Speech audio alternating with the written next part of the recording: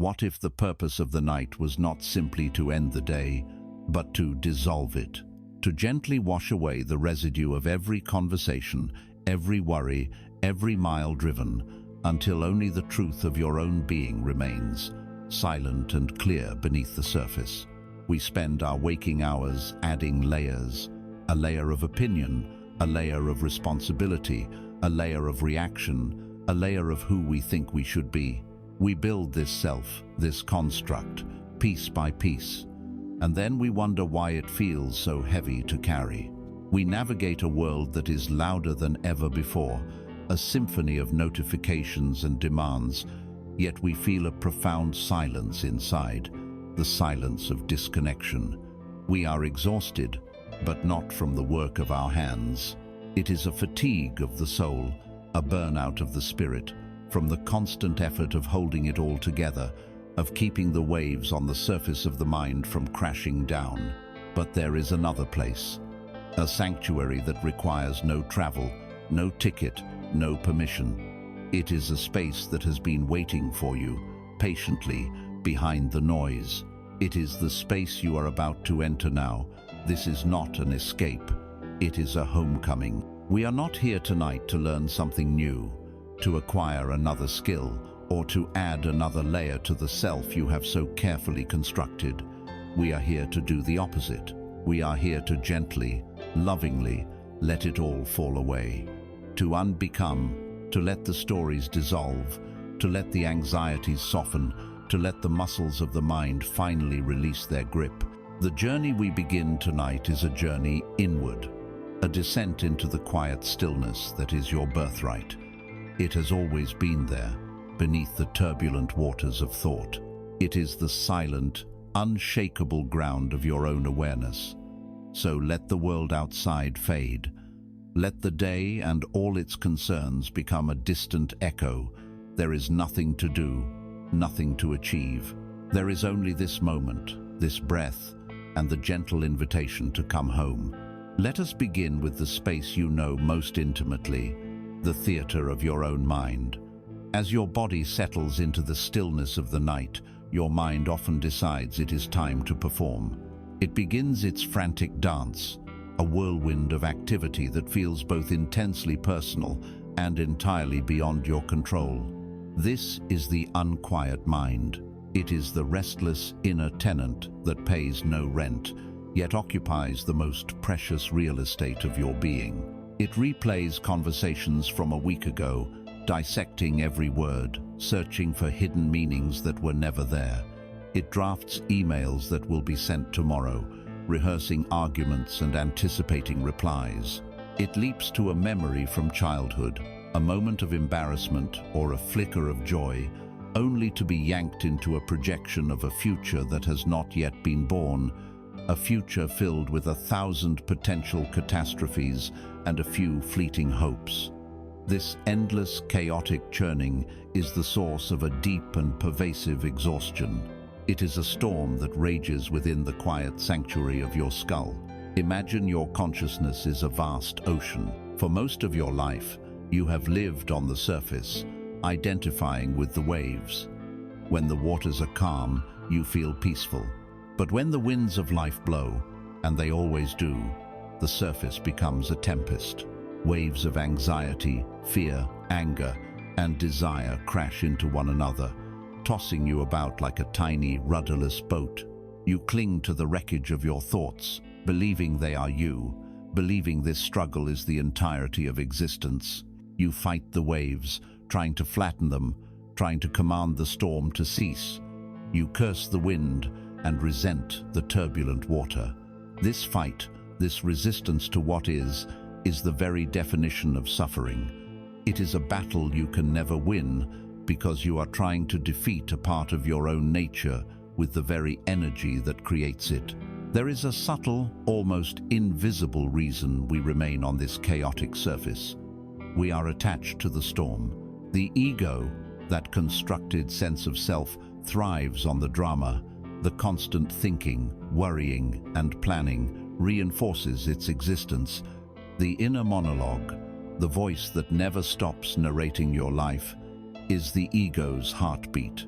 It tells you, I am thinking, therefore I am. In the crashing of the waves, the ego feels alive, important, and in control, even if that control is an illusion that brings only misery. The thought of silence, true inner silence, can feel terrifying to this part of you. It can feel like an emptiness, a void, a small death. And so, unconsciously, you keep the storm going, preferring the familiar chaos of the mind to the unknown peace that lies beneath it. But tonight, I invite you to consider a revolutionary truth, a whisper so profound it can silence the storm. You are not your thoughts. You are not the waves. You are not the frantic, chattering voice in your head. These are merely events happening within you. You, in your truest essence, are the ocean itself. You are the vast, silent, deep expanse of awareness in which all thoughts and feelings arise and pass away. Thoughts are like visitors arriving at the door of your consciousness. For too long, you have mistaken every visitor for the master of the house. You have let them run rampant, redecorate the furniture, and make an incredible amount of noise. The practice we begin now is simply to change your relationship with these visitors. You will not fight them. You will not bar the door. You will simply stand back from a place of quiet authority and watch them come and go. Let the metaphor shift from the ocean to the sky. Your awareness, your true self, is the vast, open, limitless sky. Your thoughts, emotions, and sensations are the weather. They are the clouds that drift across the sky. Some are dark and heavy, full of rain. Some are light, white, and wispy. Some move quickly, driven by strong winds, while others linger for what feels like an eternity. All your life, you have been chasing the clouds, identifying with them.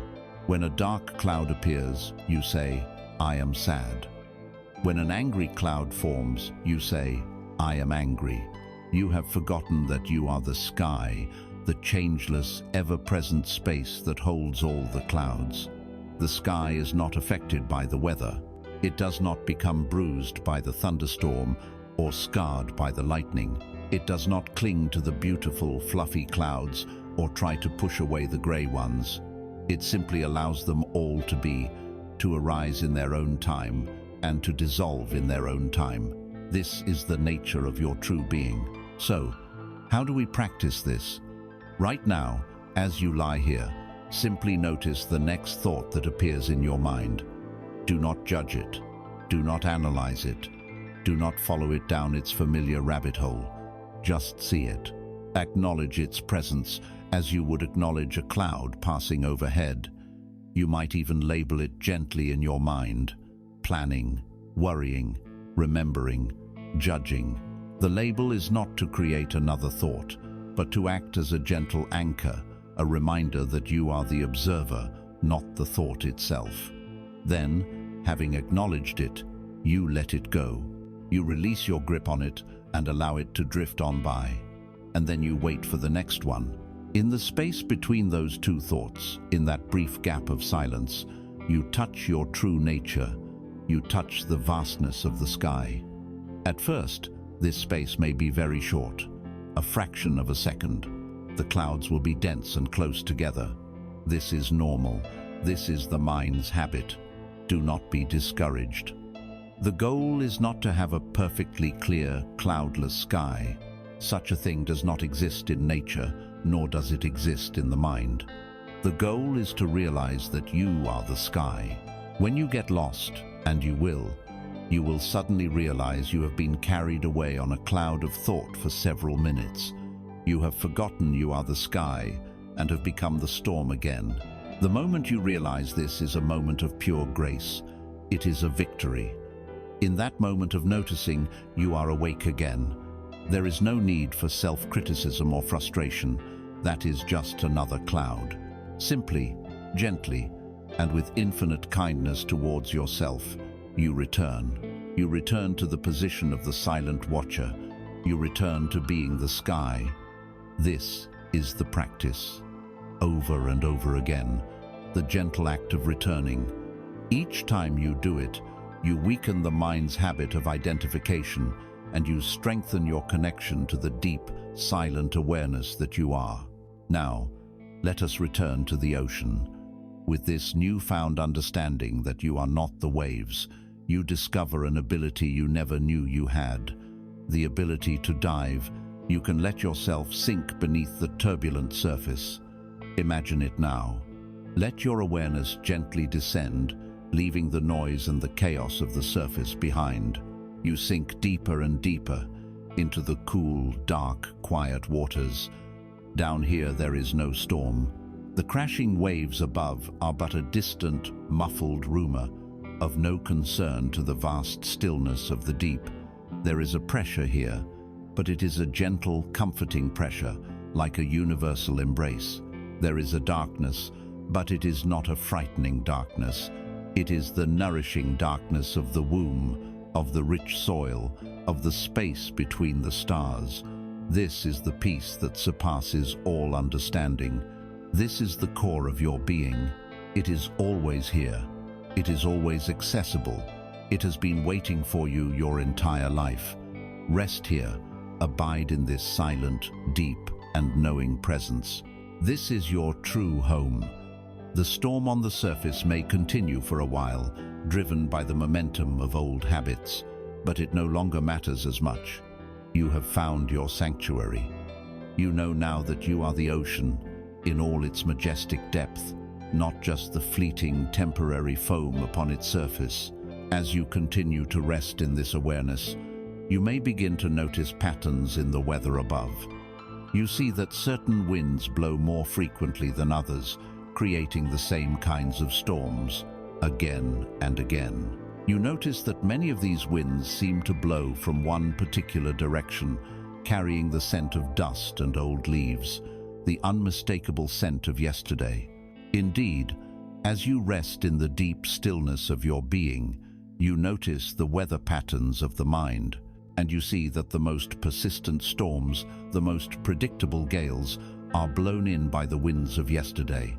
The past is the mind's favorite playground and its most potent prison. It presents itself not as a memory, but as a living reality, a weight that you carry into every new moment. This weight is the anchor of regret. Imagine you are a ship built for sailing the vast ocean of life. But for years, perhaps your entire life, you have been moored in the same small harbor, unable to venture into the open sea. You feel the pull of the tides, the call of the horizon, yet you remain stuck. This is because a heavy, rusted anchor is lodged deep in the seabed of your history. The chain connecting you to it is forged from the stories you tell yourself, from the relentless what-ifs and if-onlys that echo in the quiet moments of the day and scream in the silence of the night. This anchor is not a single object. It is a collection of heavy stones you have chosen to carry in a sack upon your back. One stone is a word spoken in anger that you wish you could take back. Another is a moment of inaction, a door of opportunity you failed to walk through. There are stones of failure, stones of embarrassment, stones of relationships that ended badly. You carry the weight of your past selves, judging them with the wisdom you only possess now. You look back at the person you were 5, 10, 20 years ago, and you condemn their choices, their ignorance, their fear. You forget that they were doing the best they could with the awareness they had at the time. This act of self-judgment is a profound violence you commit against yourself in the present moment. You are chaining your current, evolving self to a static, unchangeable phantom. The core conflict is a battle between knowing and feeling. Your rational mind knows with absolute certainty that the past is over. It is as untouchable as the far side of the moon. No amount of worry, rumination, or regret can alter a single second of what has already transpired. Yet, your emotional body, your nervous system, does not know this. When you dredge up a painful memory, your body reacts as if the event is happening right now. Your heart rate quickens, your stomach clenches, your shoulders tense. You are forcing yourself to live through the trauma again and again, reopening the wound so it can never truly heal. The mind does this because it is addicted to solving problems. It treats your past like an unsolved equation, believing that if it just thinks about it hard enough, long enough, it can find a different answer, a way to absolve the pain. But the past is not an equation to be solved. It is a story that has been written. Your freedom lies not in trying to edit the pages, but in learning to close the book. Here is the truth that will sever the chain to that anchor. The past does not exist. It has no power of its own. It is a ghost, an echo, a collection of neural pathways in your brain and sensations in your body. It is a story, and like any story, it can be told in many different ways. The power it holds over you is not inherent to the events themselves. It is the power you give it, right now, in this present moment, by fueling it with your attention. Every time you choose to replay a regret, you are taking the precious, vital energy of the now and using it to reanimate a corpse. You are feeding the ghost, and so the ghost grows stronger, while your present moment becomes pale and drained of life. The key to releasing this ghost is forgiveness, but not the kind of forgiveness you may have been taught, which often involves a transaction, a pardoning of a sin. This is a deeper, more radical forgiveness. It is the realization that there was never anything to forgive in the first place. Every mistake, every misstep, every moment of pain was a lesson. It was the curriculum your soul needed to evolve. The people who hurt you were your teachers. The situations that broke you were the very tools that reshaped you. When you can look back at the most difficult moments of your life, not with resentment or regret, but with a quiet, humble gratitude for the strength and wisdom they forged in you, you are free. True forgiveness is a final acceptance that everything happened exactly as it had to happen for you to become the person you are today, right here, in this moment. You are not damaged goods. You are a warrior, and your scars are the proof of the battles you have survived. Let us now engage in an act of release. I invite you to a quiet place in your mind. Imagine yourself standing on the bank of a wide, gently flowing river. The water is clear, and the sun is warm on your skin. You feel the solid earth beneath your feet. This is a place of safety and peace. Now, I want you to feel that sack of stones you have been carrying. Feel its weight on your shoulders, the strain in your back. Reach into the sack and pull out one stone. It might be heavy, it might be small and sharp. As you hold it in your hands, allow the memory associated with it to surface. Do not get lost in the story. Simply observe it. See the faces, hear the words, feel the old emotion. Acknowledge it. Thank it. Thank it for the lesson it taught you, for the resilience it built in you. See it not as a mistake, but as a necessary part of your journey. Now, look at the river. See a large, strong leaf floating near the bank. It is buoyant and ready. With a clear intention, place the stone, with all its associated energy and memory, onto that leaf. You may need to give it a gentle push. Watch as the leaf dips slightly under the weight, but then stabilizes. It is strong enough to carry this for you. Now, with your hand or with a gentle breath, push the leaf away from the bank and into the main current of the river. Let it go. Do not hold on to it. Watch as the river takes it. The current is the flow of time, the flow of life, and it carries your burden away. Follow the leaf with your eyes as it drifts downstream. It gets smaller and smaller. It bobs and weaves through the water. It becomes a small speck in the distance, and then it vanishes around a bend. It is gone. The river has accepted it. The universe has absorbed it. It is no longer yours to carry. Take a deep breath. Feel the lightness in your shoulders where that stone used to be. You can repeat this process as many times as you wish. Take another stone from the sack. Hold it. Acknowledge it. Thank it. Place it on a new leaf and let the river carry it away. You can stay here as long as you need, releasing the weight of yesterday, one stone at a time, until the sack is empty. When you are done, throw the empty sack into the river as well. Watch it disappear. You are free from the weight. You are standing tall and light on the riverbank of the now. This practice is not about erasing your past. It is about integrating it. It is about transforming your history from a burden that anchors you into a foundation that supports you.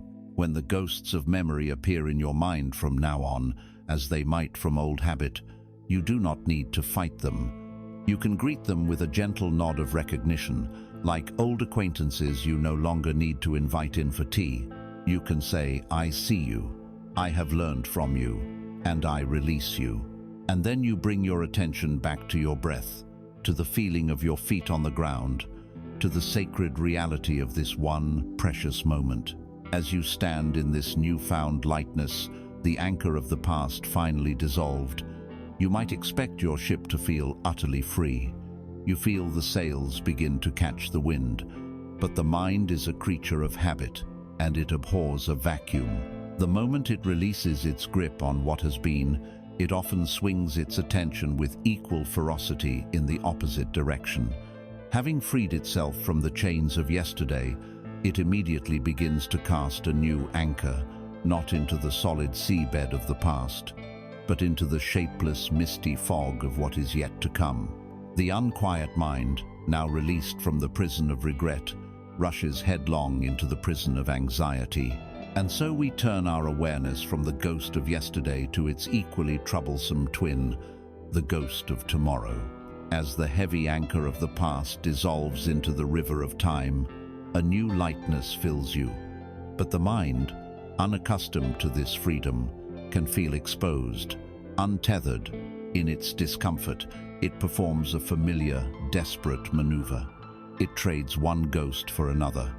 Having released the ghost of yesterday, it now conjures the ghost of tomorrow. This is the realm of anxiety, a landscape shrouded in a perpetual, chilling mist.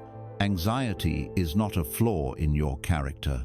It is a feature of a mind that has been trained to believe its primary function is survival.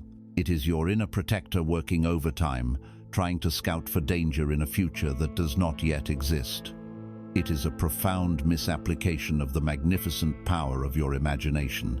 You possess the creative force that builds worlds, and you are using it to construct elaborate, detailed blueprints of your own potential suffering. This ghost of tomorrow is a master storyteller. It whispers scenarios into your ear as you try to rest. What if I fail the presentation next week? What if this strange feeling in my body is a serious illness? What if I lose my job, my relationship, my security? The mind latches onto these questions and builds entire narratives around them. You are no longer lying in your bed. You are in a future boardroom, stammering and humiliated. You are in a doctor's office, receiving terrible news. You are alone, destitute, and afraid. Your body, unable to distinguish between a vividly imagined reality and a physical one, responds accordingly. The heart hammers in your chest. The breath becomes a shallow, constricted thing, and a cold dread seeps into your bones. You are living the trauma of an event that has never happened. You are suffering, in advance, for a multitude of futures, the vast majority of which will never come to pass. This is the exquisite, self-inflicted torture of anxiety. The deep conflict here is a clash between two fundamental states of being: our ego's desperate craving for certainty and the universe's absolute insistence on uncertainty. Your mind wants a guarantee. It wants a signed contract from life, stating that everything will be okay, that your plans will unfold perfectly, that you will be shielded from pain and loss. It wants to know the entire map from this moment until your last breath. But life does not work that way. The very nature of existence is change, flux, and unpredictability. The river of time flows into an unknown ocean. To resist this flow, to stand on the bank and demand to see the destination before you take a single step, is to declare war on reality itself. This war is unwinnable, and anxiety is its constant, wearying battle cry. Your fear is not of the future itself, for the future is a blank canvas. Your fear is of the uncertainty. You have been taught to believe that the unknown is dangerous, when in truth, the unknown is simply the space where all possibility lives. Now, let us absorb a piece of wisdom that can cut through the fog like a beam of light. Anxiety is the interest you pay on a debt you may never owe. Read that again in your mind.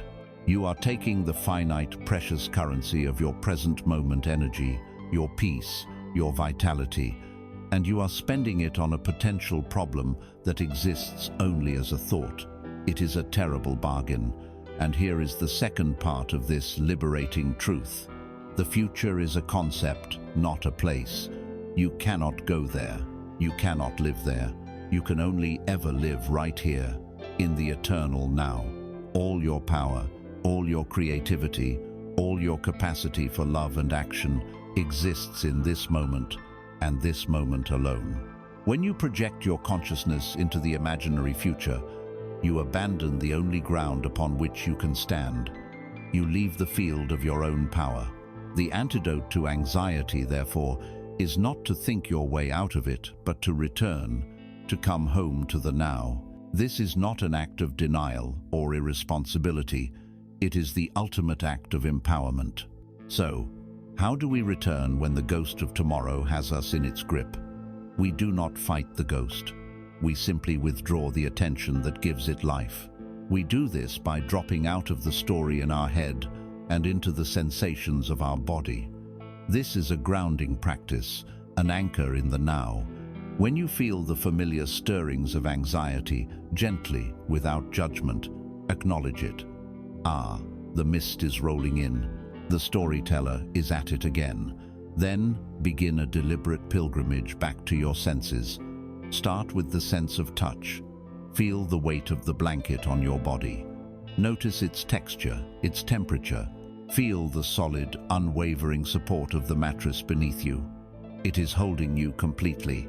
You do not need to hold yourself up. Feel the points of contact between your body and the bed.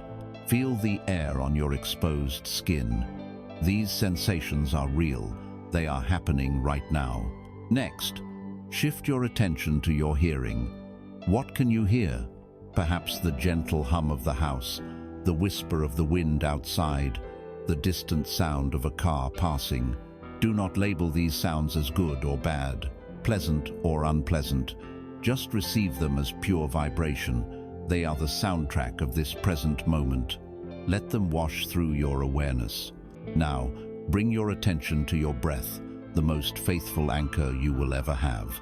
Feel the physical sensation of the air entering your nostrils, cool and fresh. Follow it as it fills your lungs, expanding your chest and belly. And then feel it as it leaves your body, slightly warmer, carrying with it all that is no longer needed. Do not try to change your breathing, just observe it. This breath is real. It is life, happening in you, right now. The catastrophic future is not.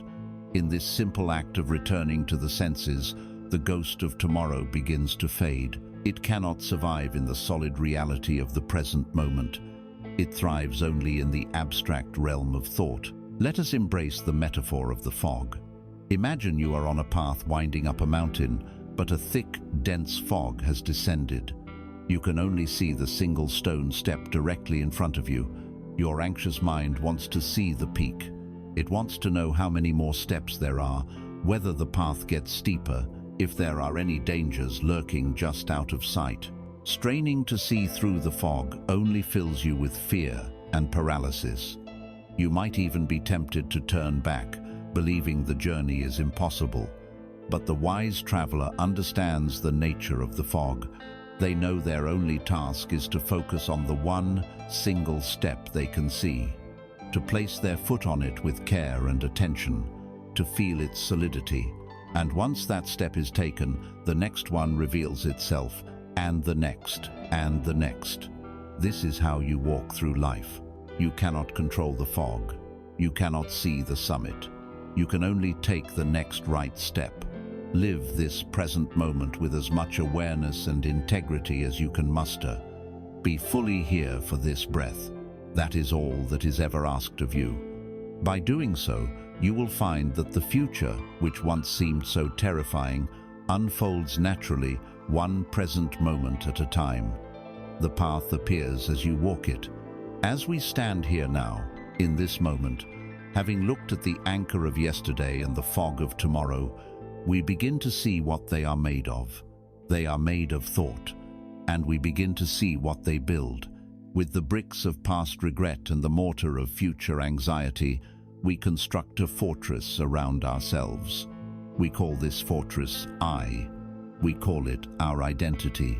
This self that we present to the world, and even to ourselves, is largely a composite of our history and our fears. It is a heavy suit of armor, welded together by memory and worry. Having seen the ghosts that haunt us, it is time now to look at the armor they have built, to examine this identity we cling to so fiercely, and to ask the most daring question of all: who are we really beneath it all?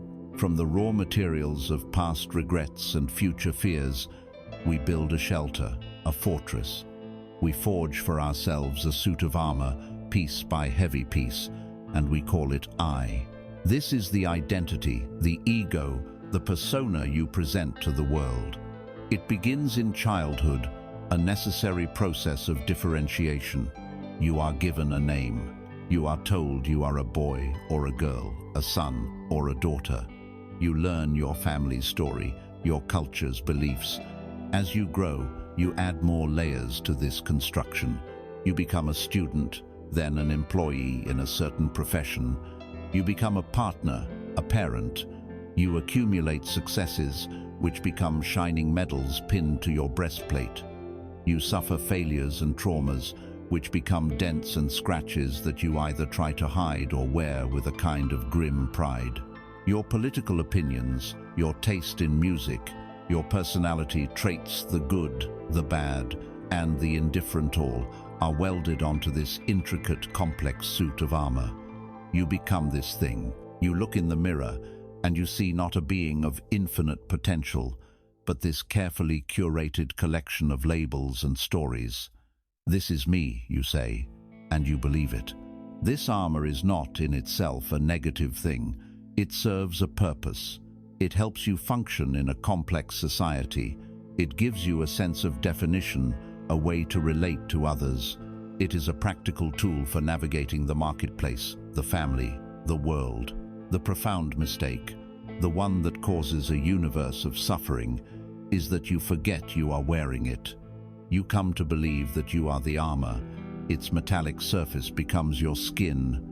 Its rigid joints become your only way of moving. Its weight becomes so familiar that you no longer even notice you are carrying it.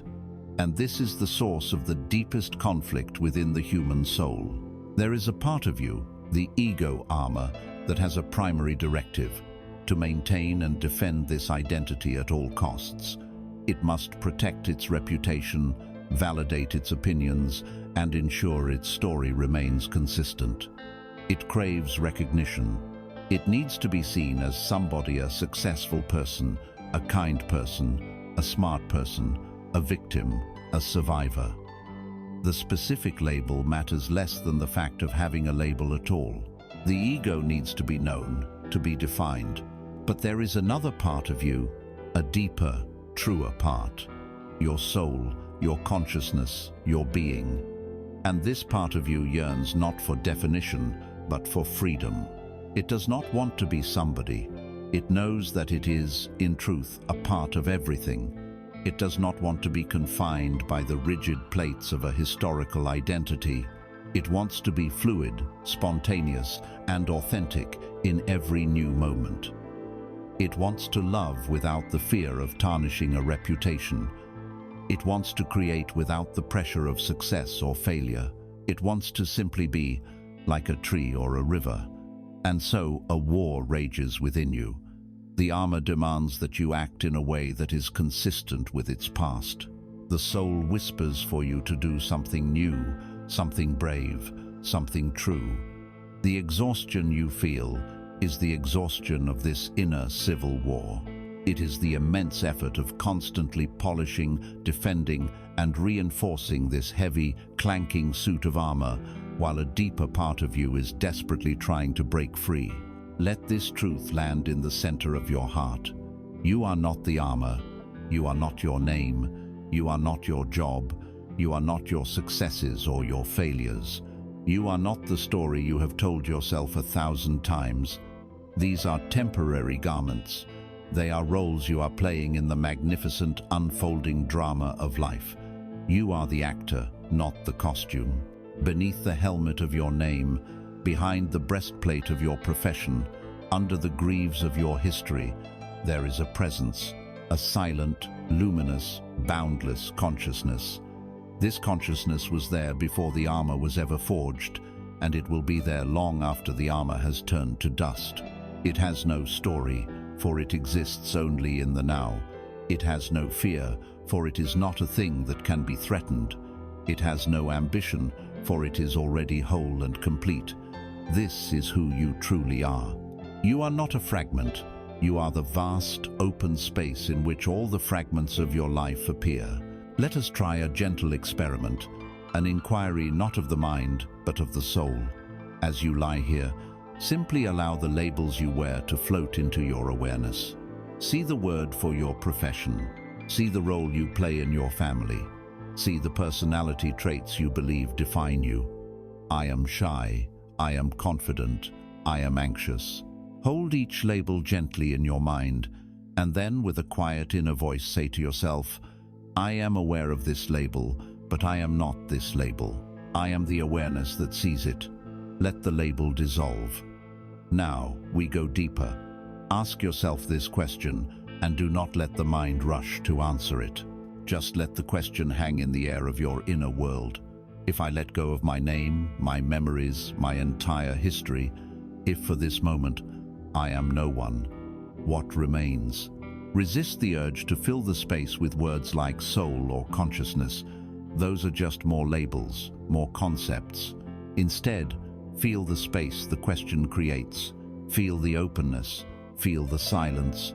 It might feel like a void at first, a little frightening to the ego, but stay with it. This not knowing is a sacred portal. This emptiness is not a lack of something. It is the presence of everything. It is the freedom of pure potential. It is the peace of being before you decided you had to be somebody. Rest in this freedom. You have not been annihilated. You have simply touched the truth of your own boundless nature. Revisit the metaphor of the armor. All your life, you have worn it without question. You have endured its weight, its stiffness. It has protected you from minor scrapes and scratches, yes, but at what cost? It has prevented you from feeling the true warmth of the sun on your skin. It has kept you from receiving the gentle touch of a loved one without a layer of metal in between. Its visor has narrowed your field of vision, forcing you to see the world through a tiny, protected slit. When you truly connect with another being, it is not an armor-to-armor experience. It is when you both, for a moment, lift your visors and allow your true, vulnerable selves to be seen. Now, in the safety of this night, you can do more than lift the visor. You can begin to unbuckle the straps. Imagine the sound of a leather strap being pulled free, the gentle click of a clasp being released. Feel a shoulder plate loosen. Feel the cool night air on your skin for the first time. It is a little shocking, a little vulnerable, but also exhilarating. You can take the armor off. It is not fused to you. You can set it down beside you. You may need to put it back on tomorrow to go out into the world, but you will do so with a new understanding. You will know it is a tool, not yourself. And you will know that you can return here, to this sanctuary of no-oneness, any time you choose.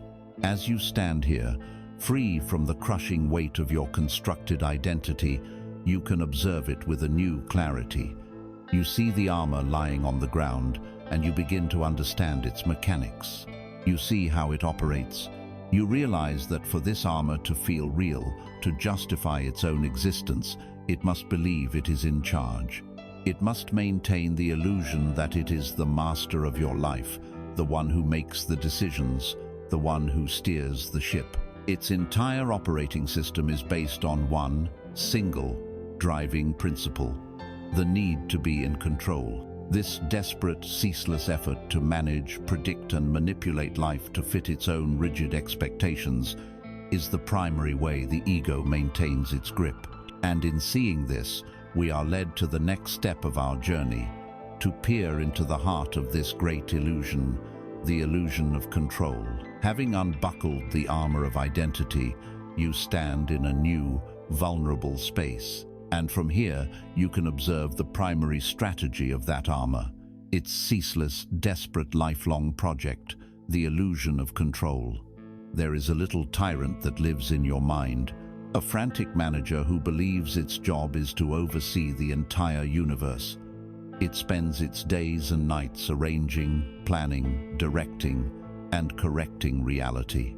It has a blueprint for how everything should be, how your career should progress, how your children should behave, how your partner should feel, how the traffic should flow, how your body should look and feel. When reality inevitably deviates from this rigid blueprint, the inner tyrant produces frustration, resentment, and fear. This constant effort to impose your will upon the world is the source of the chronic tension in your shoulders, the tightness in your jaw, the subtle, ever-present hum of anxiety in your nervous system. It is the friction between your mind's rigid plan and life's fluid reality. Let us expose this illusion for what it is. You believe you can control other people's perceptions of you, so you carefully curate your words and actions, yet they will always see you through the filter of their own history and projections. You believe you can control the outcome of your work, pouring in hours of effort, yet 1,000 variables beyond your influence: the economy, a competitor's actions. Simple luck will always play a role. You try to control your own feelings, commanding yourself to just be positive or stop being so sensitive, an act as futile as ordering your lungs to stop breathing. You even try to control life itself, shaking your fist at the sky when it rains on your picnic, as if the weather should consult your personal schedule. The belief that you are the one in control is the ultimate vanity of the ego. It is like a child sitting in the passenger seat of a car, holding a toy steering wheel and believing they are the one driving. The car of life is moving according to laws and energies far grander and more complex than your ego can comprehend. Your struggle is the struggle of the child who becomes furious when the real car turns left while their toy wheel is pointed straight. The conflict here is rooted in a profound lack of trust. The ego, the inner controller, operates from a place of deep fear. It believes that the universe is inherently chaotic, random, and hostile. It believes that if it were to let go of the reins for a single moment, everything would spiral into disaster. And so it clenches its fist, white-knuckled, around everything it holds dear. It attempts to build a fortress of certainty in a world that is fundamentally uncertain. But the deeper wisdom within you, your soul, knows a different truth. It knows that the universe is not chaotic, but imbued with its own profound intelligence.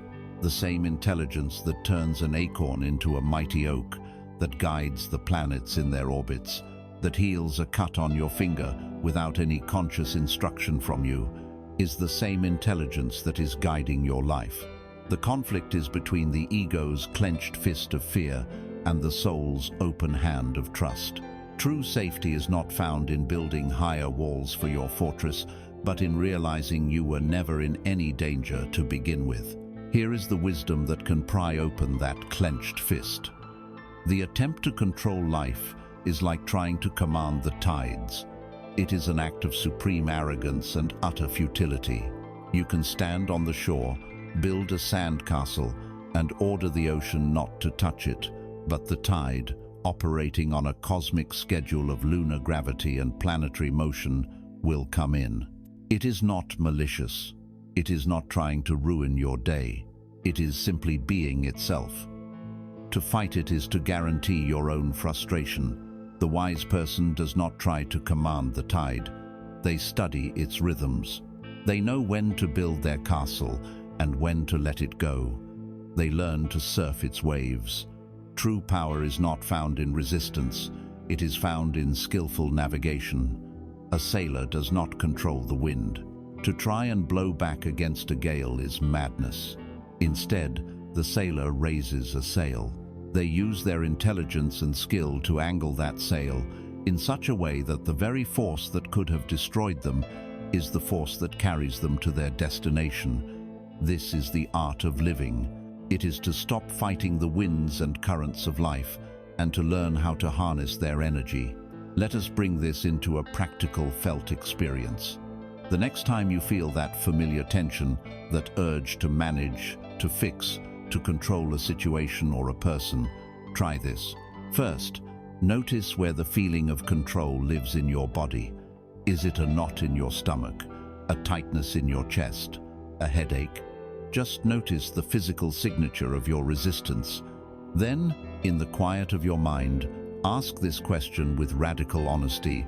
What in this situation is actually, truly, outside of my control? The list will likely be long. Another person's feelings, the passage of time, the final outcome. Once you have acknowledged this, ask the second, more powerful question. What is the one single thing about this reality that I can choose to accept right now, in this moment? Perhaps it is accepting that the traffic is heavy and you will be late. Perhaps it is accepting that a person you love is in a bad mood and you cannot fix it for them. Perhaps it is accepting a feeling of sadness within yourself without needing it to go away. Choose just one thing to accept, and as you make that choice, feel what happens in your body. Feel the knot loosen. Feel the jaw unclench. Feel the exhale you didn't know you were holding. That feeling is the feeling of freedom. It is the release that comes from laying down your arms in a war you were only ever fighting with yourself. Embody the wisdom of the river. When a great river flows from the mountains to the sea, it encounters many obstacles. It meets giant boulders, hard-packed earth, entire cliffsides. If the river were like the controlling ego, it would stop at the first great boulder and spend all its energy trying to smash it. It would hurl itself against the rock again and again, becoming agitated, frothy, and ultimately exhausted and defeated. But the river is wise. It does not fight the rock. It yields. It caresses the rock, and with no effort at all, it parts and flows around it. It continues its journey, its power undiminished, its momentum unbroken. The rock, in its rigid strength, remains stuck in one place. The river, in its soft, yielding power, always reaches the ocean. Be the river, not the rock. When you meet an obstacle in your life, a difficult person, a challenging situation, do not meet it with rigidity and force. Meet it with fluidity. Yield, flow around it. Do not waste your precious life force trying to change the unchangeable. Conserve your energy for your own journey, for the patient, persistent flow towards the great ocean of your own becoming. As you begin to truly absorb this, as you practice letting go of the toy steering wheel and relaxing the white-knuckled grip, a question naturally arises. If I am not in control, what happens then? Does my life descend into chaos? If I am not the commander of the tides, am I simply a helpless victim to them? The mind, fearing a vacuum, demands an alternative. The alternative to control is not chaos. It is trust. It is alignment. It is a word that the ego fears above all others, for it signals the end of its reign. The alternative to control is surrender. Not the surrender of a defeated army, but the surrender of a lover, of a dancer, of a sailor who trusts the wind.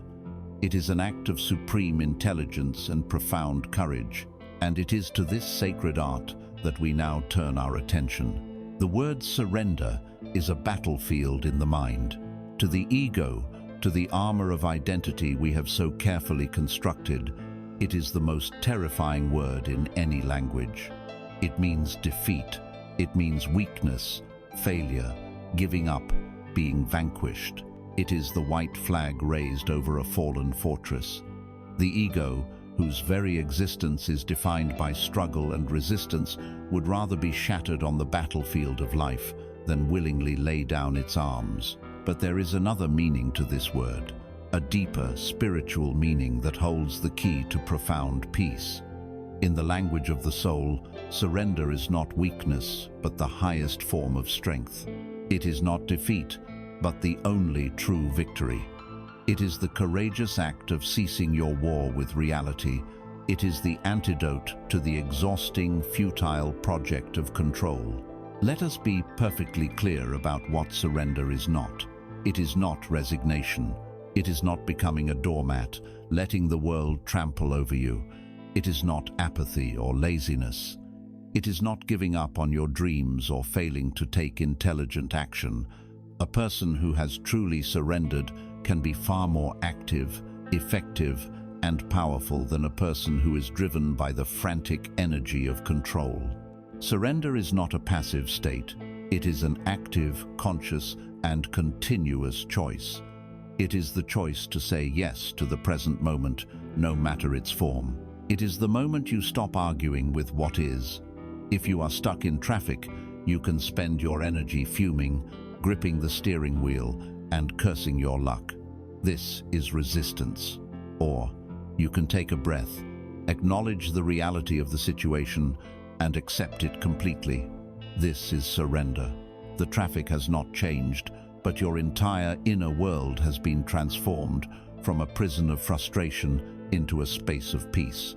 You are now free to listen to music, to notice the sky, to simply be. This is intelligent cooperation with the inevitable. The conflict between the ego and the soul over this principle is the central drama of the spiritual journey. The ego shouts, "You must fight." If you accept this situation, it means you approve of it. If you stop resisting, you will be consumed by it. It sees life as a series of problems to be solved, enemies to be defeated, and territory to be conquered. It believes that your will is the only thing standing between order and chaos. But the soul, your deeper intelligence, whispers a different truth. Hush, it says. There is no enemy. The situation is not the source of your suffering. Your resistance to it is. The problem is your own mind's judgment of the moment. Lay down your weapons. Stop fighting. The current you are struggling against is the very current of life itself, and it is trying to carry you home. To the ego, this is madness. The ego's identity is so wrapped up in the role of the fighter, the strategist, the controller, that the act of surrender feels like a complete annihilation of self. And in a way, it is. It is the death of the false, constricted self, to allow the true, boundless self to emerge. Here lies the heart of the practice, a subtle shift in understanding that changes everything. Surrender is not giving up, it is giving over. This distinction is crucial. Giving up is an act of despair. It says, "I am powerless and defeated." It is a contraction, a closing down. Giving over is an act of trust. It is an expansion. It says, "The limited power of my personal will and my anxious mind is not enough for this task. I now release this problem from the grasp of my small self and give it over to the vast intelligence of life itself." It is the moment a patient, trusting the wisdom of their doctor, gives their body over to the surgeon's skilled hands. It is the moment a dancer gives their body over to the rhythm of the music, no longer thinking about the steps but becoming one with the dance. When you give a problem over, you are not abandoning it. You are placing it on a larger altar. You are admitting that your personal thinking mind, which is the very thing that often created or amplified the problem, is not the right tool to solve it. You are inviting a higher intelligence, a deeper wisdom, to work through you. Let us make this real. Bring to your awareness a situation in your life that feels stuck, a source of tension you are constantly pushing against. It could be a difficult relationship, a financial worry, a health concern. Do not dive into the story of it. Just feel the raw energy of your resistance to it. Notice how it feels in your body, a tightness, a clenching, a knot of heat. This feeling is the signature of your non-surrender. It is the energy of no. Now, we will introduce a new energy. In the quiet of your mind, gently like a feather landing on snow, whisper one of these phrases. Choose the one that feels softest to you. Let it be. Or, this too belongs. Or simply, yes. Whisper it to the situation. Whisper it to the knot of tension in your body. Yes.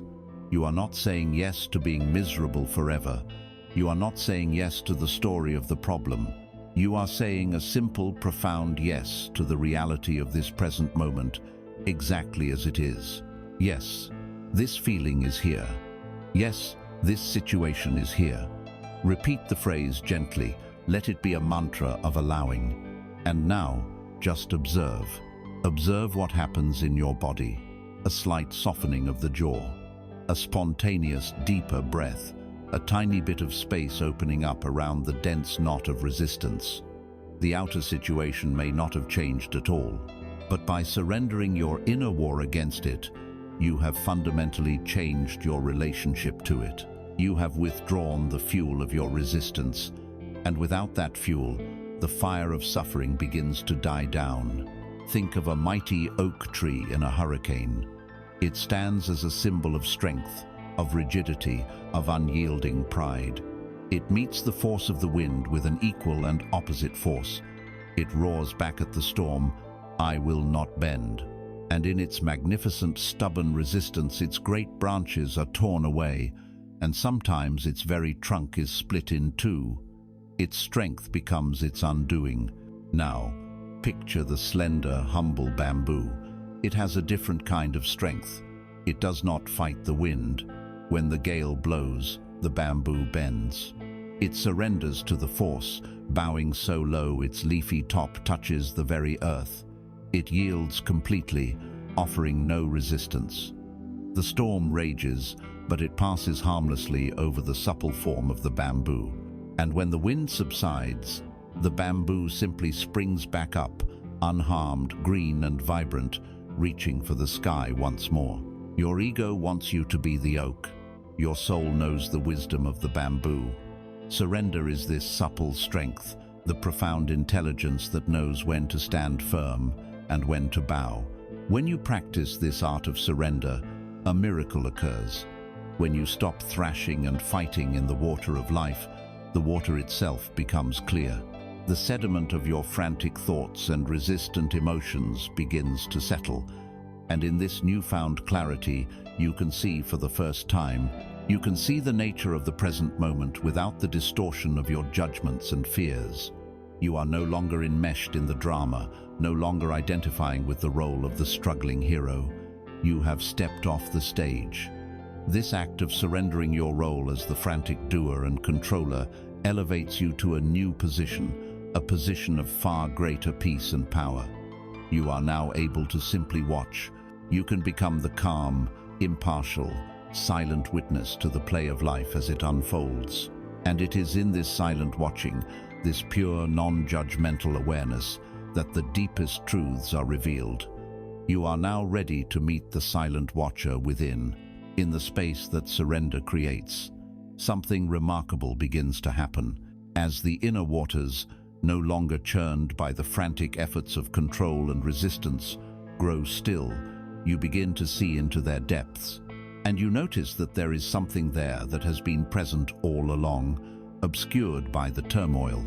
It is a silent, motionless presence.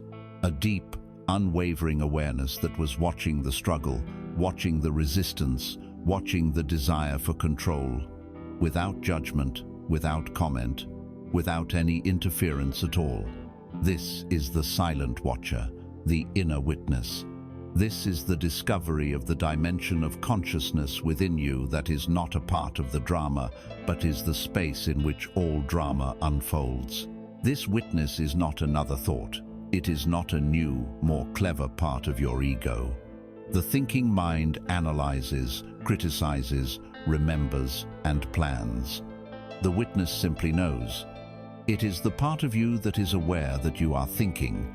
When a wave of sadness washes over you, the thinking mind says, "I am sad," and creates a story around it.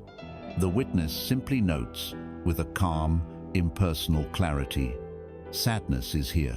When you hear a bird sing, the thinking mind might say, "That's a beautiful sound. I wonder what kind of bird it is." The witness simply receives the vibration of the sound without a label, without a story. It is the formless, silent background of your being, the canvas upon which the painting of your life appears. To awaken this witness is to shift your entire center of gravity from the chaotic, ever-changing content of your life to the serene, unchanging context of your own awareness. For your entire life, you have been conditioned to do the opposite. You have been trained to fuse completely with every thought, every emotion, every sensation that arises. A thought of failure appears, and you instantly become a failure. A feeling of anger flashes, and you instantly become an angry person. A pain in your body arises, and you instantly become a suffering patient. This is the state of unconscious identification. It is the state of being lost in the dream of your own mind, mistaking the characters and the plot for who you really are. The awakening of the inner witness is the beginning of disidentification. It is the great disentanglement. It is the recognition, profound and liberating, that you are not the wave, you are the ocean. You are not the character in the movie. You are the screen on which the movie is projected. The conflict, the only real struggle, is between the powerful, gravitational pull of habitual identification and the gentle, persistent invitation of your soul to step back, to disengage, and to simply watch. Let this truth settle into the very marrow of your bones. Within you is a silent watcher, a presence that is untouched by the drama of your life. This is your true sanctuary. Your thoughts can be a raging torrent of negativity. Your emotions can feel like a hurricane. Your life circumstances can be in utter chaos. But the pure awareness that witnesses all of this is, and always has been, in a state of profound peace. It is like a mirror. A mirror can reflect the most horrifying or the most beautiful images of fire, a flower, a smiling face, a weeping face, but the mirror itself is never burned, never beautified, never made happy or sad. The mirror remains unstained, unchanged, in its own clear, reflective nature. Your consciousness is that mirror. To learn to abide as this witness is to discover a peace that is not dependent on whether the images in the mirror are pleasant or unpleasant. It is a peace that is unconditional. It is a sanctuary within you that no worldly event can ever breach. Let us now practice becoming this witness. Let go of all effort. Simply lie here and become a vast, open space of receptivity. First, let us invite in the world of sound. Without seeking out sounds, simply allow whatever sounds are present to enter your field of awareness. The hum of electricity, a distant siren, the sound of your own breathing. Do not label them. Do not judge them as good or bad. Just receive them as pure vibratory energy. You are not the listener. You are the silent, spacious awareness in which listening happens. Now, gently bring that same quality of awareness to the sensations within your body. Feel the subtle tingling in your hands and feet. Feel the gentle pressure where your body meets the bed. Feel the rise and fall of your abdomen with each breath. These are not your sensations. They are simply sensations, arising and passing away in the vast field of your awareness. You are the space that holds them. Now, we bring this gentle focus to the breath itself. without trying to control it or change it in any way. Simply witness it. Observe the cool air entering your nostrils and the warm air leaving. Feel the slight pause at the top of the in-breath and the slight pause at the bottom of the out-breath. The breath is a wave, rising and falling, all on its own. Your only task is to watch it, with the detached curiosity of a scientist observing a natural phenomenon. Inevitably, your mind will wander.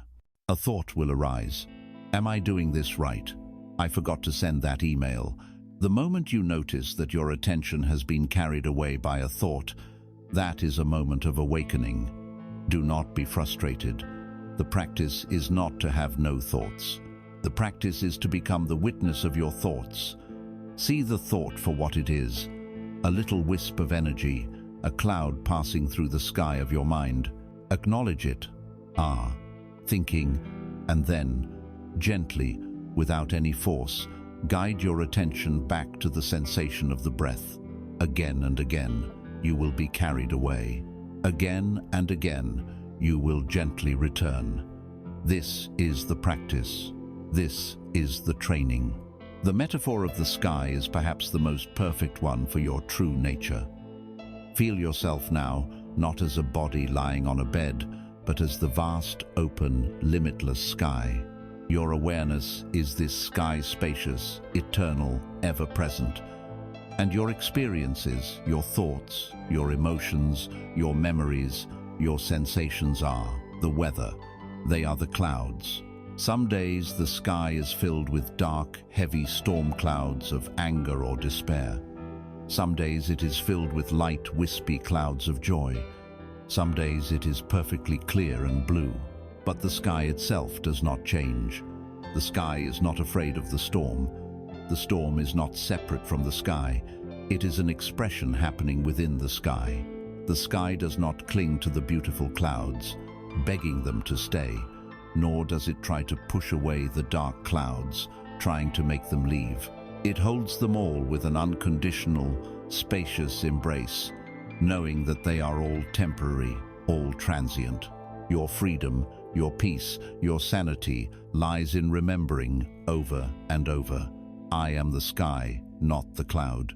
Once you begin to stabilize in this identity as the sky, as the silent watcher, you are no longer at the mercy of the weather. A profound shift occurs. You are no longer a helpless victim of your own inner states. You have found a place to stand, a ground of being that is firm and unshakable. From this safe and stable sanctuary, you now have the capacity to turn and face even the most intimidating storms with courage and compassion. You can now look upon the very things you have spent your life running from. You have the strength to turn towards your deepest wounds, your most persistent sorrows, your most terrifying fears, not to be consumed by them, but to meet them with the light of your conscious, witnessing presence.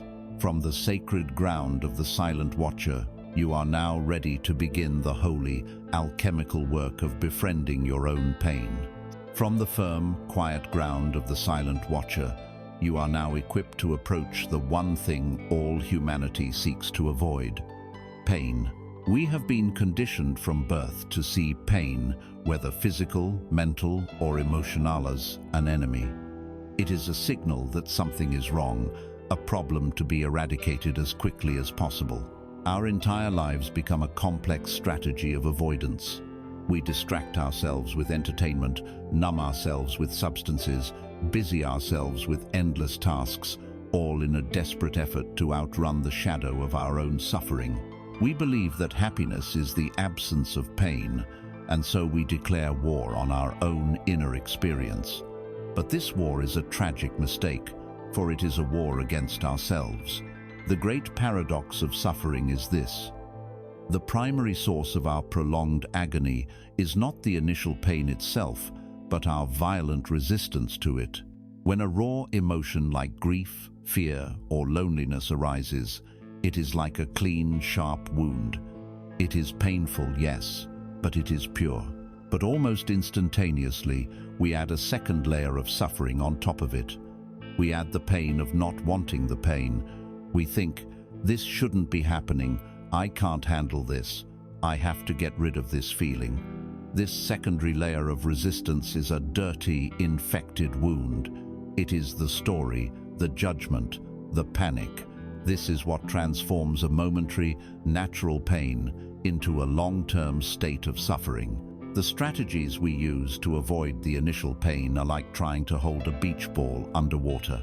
It takes a tremendous amount of energy to keep it suppressed, and the moment our concentration wavers, it erupts to the surface with even greater force, often in unexpected and destructive ways as unexplained anger, anxiety, or physical illness.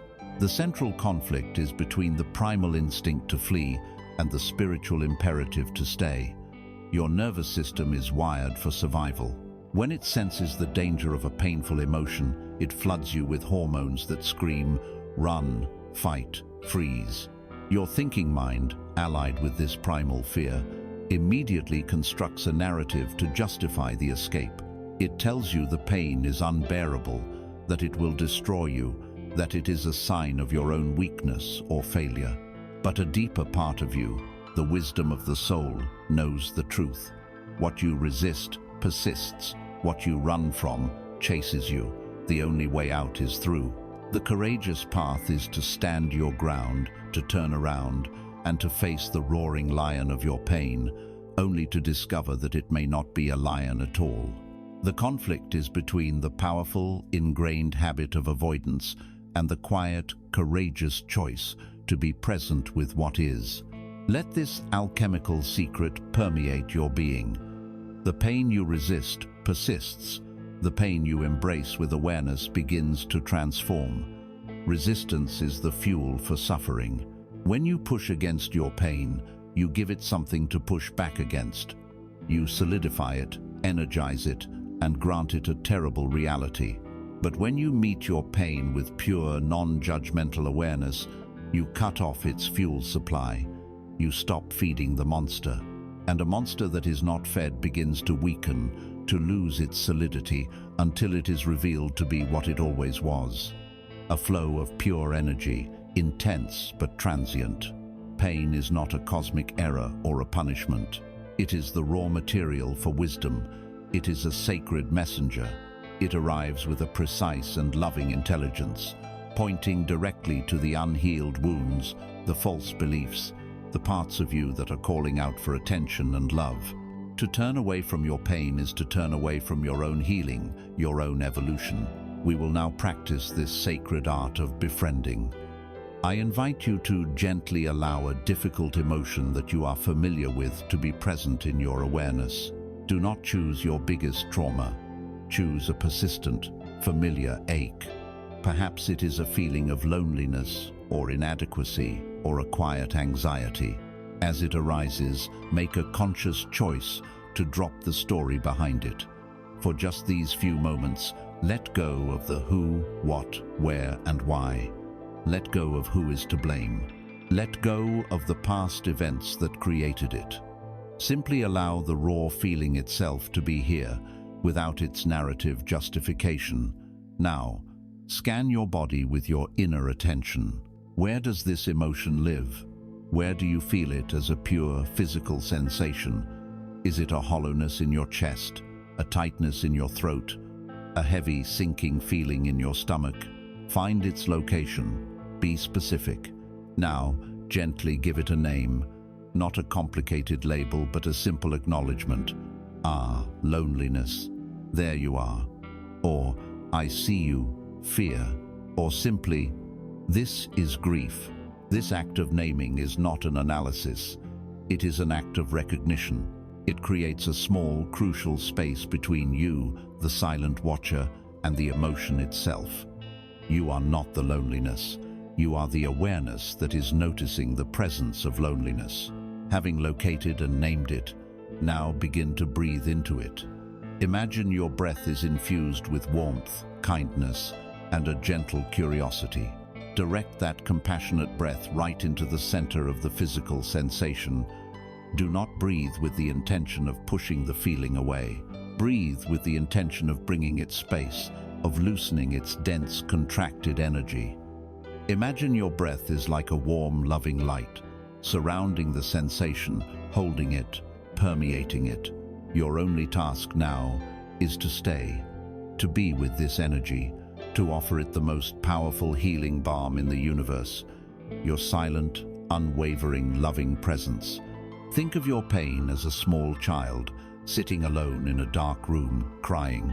For years, you have been walking past the door, either pretending you don't hear the cries, or occasionally opening the door to shout, "Be quiet, you are disturbing my life." Naturally, the child only cries louder, feeling more abandoned and afraid. This practice we are doing now is the equivalent of stopping, turning the knob, and gently opening the door. It is walking into the room, sitting on the floor next to the crying child, and not saying a word. You simply sit with them. You offer your presence. After a while, you might gently put your arm around the child. You are not there to fix them or to make them stop crying. You are there to let them know they are not alone. You are holding your own pain in the safe, compassionate arms of your awareness. And as the child feels your steady, loving presence, a miracle happens. The frantic sobs begin to subside. They turn into quiet whimpers, and then into soft, rhythmic breaths. The child, finally feeling seen, heard, and held, leans against you and falls into a peaceful sleep. You have not vanquished your pain. You have integrated it. You have transformed it with love.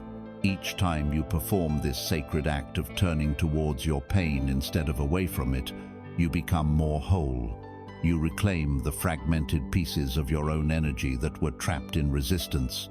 You learn to trust your own capacity to hold difficult experiences. You become a safer space for yourself to exist in. As you become more skilled at meeting these acute, intense forms of pain, you may start to notice a more subtle, chronic ache that underlies much of your daily life. It is not a sharp wound, but a low-grade fever of the soul. It is the persistent, pervasive feeling of being not quite enough, the feeling of lack. This sense of scarcity, this belief that you are somehow incomplete or deficient, is one of the most fundamental pains of the modern human. And it is to this great myth, this illusion of lack, that we must now turn the loving light of our awareness. From the ground of compassionate self-acceptance, we can now turn our gaze to one of the most subtle and pervasive forms of pain that afflicts the human spirit. It is not an acute, dramatic wound, but a chronic, low-grade ache. It is the whispering ghost that haunts our every endeavor, the quiet hum of inadequacy that underlies our ambition and our anxiety. It is the myth of scarcity. It is the foundational belief that something is missing. This belief is the operating system of the modern mind, a deeply ingrained trance that convinces you that you are fundamentally incomplete. This trance of scarcity manifests in every corner of your life. It is the feeling of not having enough time, the constant rush, the sense that you are always behind schedule, racing against a clock that is perpetually speeding up. It is the feeling of not having enough money, a fear of lack that persists no matter how much you accumulate, a nagging belief that true security and peace lie just beyond the next financial milestone. It is the feeling of not having enough love, the lonely ache that sends you seeking validation in the eyes of others, the mistaken belief that another person, a soulmate, holds the missing piece that will finally make you whole. But at its core, all of these external forms of lack spring from one central illusion, the belief that you are not enough in and of yourself, not smart enough, not attractive enough, not disciplined enough, not worthy enough. You see yourself as a fragment, a flawed and broken piece of a puzzle, and you spend your entire life on a frantic search for the missing parts. This is the great, tragic conflict of a life lived in scarcity. The world, through its advertising, its media, and its cultural narratives, constantly reinforces this illusion. It tells you 1,000 times a day, you are not okay as you are. But if you buy this product, achieve this status, or attain this body, then you will be whole. Then you will be happy. And so we believe it. We embark on an exhausting, endless scavenger hunt in the external world. We chase achievements, possessions, experiences, and relationships, believing they are the keys to filling the gnawing emptiness inside. But it is a hunt that can never be won because its premise is false. Every time you acquire a missing piece, the feeling of wholeness is fleeting, and the sense of lack soon returns, now focused on a new object of desire. The spiritual path offers a radical, revolutionary alternative. It asks you to stop the hunt, to lay down your maps and your lists, to turn away from the glittering distractions of the world, and to make the courageous journey inward, not to find what is missing, but to discover the wholeness that has been patiently waiting for you all along. Now, allow this truth to land, not just in your mind, but in every cell of your body. You are not a half waiting to be completed. You are not a broken thing that needs to be fixed. You are an entire universe in all its magnificent perfection, pretending to be a fragment. You are the fullness of life itself, playing a temporary game of being empty. Wholeness is not a destination you must struggle to reach. It is your origin. It is your nature. It is the very fabric of your being. It is not something you achieve. It is something you remember.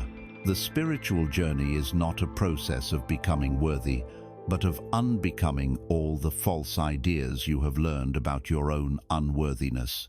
It is a great act of remembering the truth of who you have always been, beneath the layers of conditioning and the lies of scarcity. The most powerful antidote to the trance of scarcity is the practice of gratitude. Gratitude, when practiced sincerely, is not a polite social grace. It is a profound spiritual technology. It is a powerful tool for rewiring your nervous system and shifting your entire perception of reality. The scarcity mind is trained to scan the world for what is wrong, what is missing, what is lacking. Gratitude is the conscious act of training your attention to scan for what is present, what is good, what is a blessing. It is a declaration of abundance in the face of the myth of lack. Tonight, let us engage in this sacred practice. As you lie here, let go of the grand desires, the big life problems, the search for the missing pieces. For these next few moments, let us focus only on what is already here. I invite you to bring to your mind 3 specific things from your day to day for which you can feel a flicker of genuine gratitude. The key is to be specific and simple. Do not just think, "I'm grateful for my home." Instead, remember the specific feeling of turning the key in the lock and the sense of safety as you stepped inside. Do not just think, "I'm grateful for my food." Instead, recall the specific taste and aroma of your morning coffee, the warmth of the mug in your hands. Perhaps it was the unexpected kindness of a stranger, a line of poetry you read, the beauty of a cloud you noticed, or the simple, profound pleasure of a deep breath. Find 3 such small, concrete moments. Now, take them one by one. Bring the first one into your mind's eye. Replay the moment. See it, hear it, feel it. And as you hold this memory in your awareness, allow the feeling of gratitude to arise in your body. Where do you feel it? Perhaps it is a warmth in your chest, a softening around your heart. Let that feeling expand. Breathe into it. You are not just thinking a grateful thought, you are embodying the state of gratitude. Now, let that one go and move to the second one. Relive it in the same way. Savor it. Feel the appreciative energy grow. And then the third. By the end of this simple practice, you have actively shifted your neurochemistry and your energetic state from one of lack to one of fullness. You have reminded yourself that your life, even on a difficult day, is woven through with grace. To understand your innate wholeness, consider the ocean and the wave. Imagine a single wave rising from the surface of the sea. It has a beginning, a middle, and an end. It travels for a while and then crashes upon the shore. From the perspective of the wave, it is a separate entity. It might feel small and insignificant compared to the vastness around it. It might compare its size to other waves, feeling proud if it is large or ashamed if it is small. It might live in constant fear of its own demise, its inevitable dissolution on the sand. This is the perspective of the ego, the fragment, living in a world of comparison and scarcity. But what, in reality, is the wave? What is its substance? The wave is nothing but ocean. It is not separate from the ocean. It is a temporary expression of the ocean. Its entire being, from its base to its crest, is pure, unadulterated ocean water. It was ocean before it rose, it is ocean while it travels, and it will be ocean after it crashes. It was never not the ocean. You are not the wave. You are the ocean. Your personal story, your body, your egothis, is the temporary form of the wave. But your true nature, the substance of your being, is the vast, deep, eternal ocean of consciousness itself. You are already whole, already complete, already connected to all of life, because you are life. Remembering this does not mean your problems will instantly vanish. The wave will still face storms and eventually crash on the shore. But your relationship to these events is transformed. You no longer experience them from the terrified perspective of the small, separate wave, but from the deep, calm, eternal perspective of the ocean, which knows that all waves are its own expression and that nothing real is ever lost. This shift in identity, from fragment to wholeness, from scarcity to abundance, from wave to ocean, is the most profound change you can experience. And it is not just an inner, psychological shift. When you change your fundamental sense of self, you change your entire energetic signature. You literally begin to vibrate at a different frequency. A state of gratitude, peace, and wholeness sends out a very different signal to the universe than a state of lack, anxiety, and fragmentation. Your inner state is not a private affair. It is a broadcast that interacts with the energetic field of life, shaping the experiences, people, and opportunities you perceive and attract. And it is to this powerful, dynamic reality, the vibration of your own being, that we now turn. As you begin to remember your innate wholeness, shifting your focus from the myth of scarcity to the reality of your own abundance, a profound change begins to occur. This is not merely a psychological adjustment or a more positive way of thinking. It is a fundamental shift in the very substance of your being. It is a change in your energy, in the silent, invisible frequency that you are constantly broadcasting out into the world. You have an energetic signature, a unique vibration that is the sum total of your dominant thoughts, beliefs, and, most importantly, your feelings. This vibration is the subtle atmosphere that surrounds you, the invisible message you announce to life before you have spoken a single word.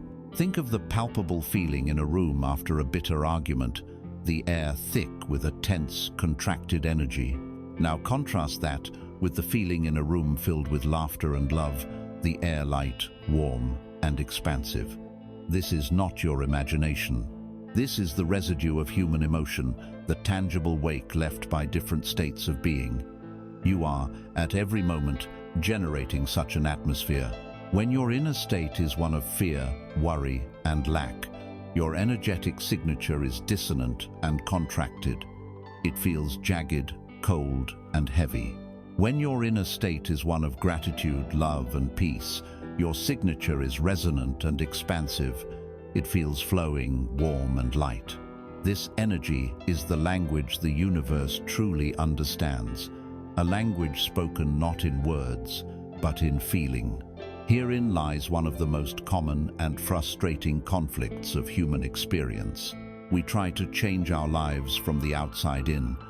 We operate under the assumption that if we can just arrange the external world correctly, then we will finally feel good inside. If I get the promotion, then I will feel secure. If I find the perfect partner, then I will feel loved. If I achieve the perfect body, then I will feel worthy.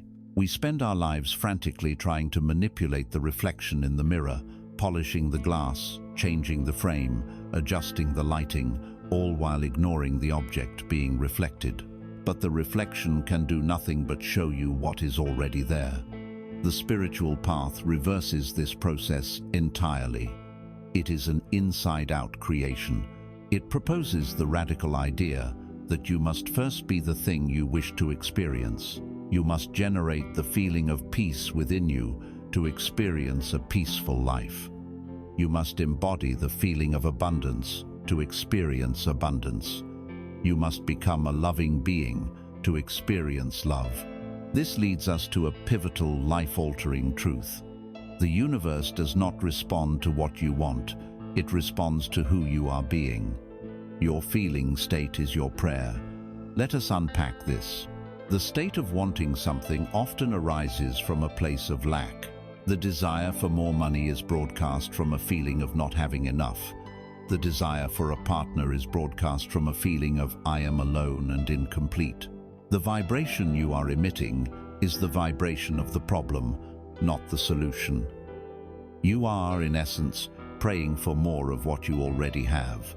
Who you are being, on the other hand, is your actual dominant, energetic state in this moment. If you are being peaceful, even amidst chaos, your dominant vibration is peace. If you are being grateful for the little you have, your dominant vibration is abundance. Your feeling state is the true prayer, the magnetic signal, the energetic request you are making to the great field of life. Life doesn't hear your words of request so much as it feels and resonates with the frequency you are embodying. So, how do we practice this? How do we consciously change our energetic signature? We do it by learning to generate our desired feeling state from within, independent of any external cause. This is a radical act of creative power. I invite you now to choose a feeling you wish to cultivate. Perhaps it is a deep sense of peace, or unconditional love, or unshakable security. Choose one. Now, let go of any need for an external reason to feel this way. We are not going to wait for the world to give us permission to feel good. We are going to claim it as our birthright. Gently bring to mind a memory of a time you genuinely felt this emotion, even if only for a fleeting moment. If you cannot recall a memory, then imagine it. What would it feel like to be saturated with this feeling of peace? What would its texture be, its temperature, its quality? Now, focus on the pure physical sensation of this chosen state. Disconnect it from any story or memory and just feel the raw energy of it. Where does it live in your body? Allow it to begin as a small seed, perhaps in your heart center or your solar plexus. And now, with your breath and your intention, help it to grow. Imagine your breath fanning this seed into a warm, glowing ember. With each inhale, draw more of this feeling into your being. With each exhale, let it expand, filling your entire chest, flowing down your arms and legs, saturating every cell, every atom. Marinate in this feeling. Wear it like a radiant cloak. Do not just think about peace. Become the embodiment of peace. Rest in this self-generated state. This is not pretending. This is an act of deliberate creation. You are consciously choosing your vibration.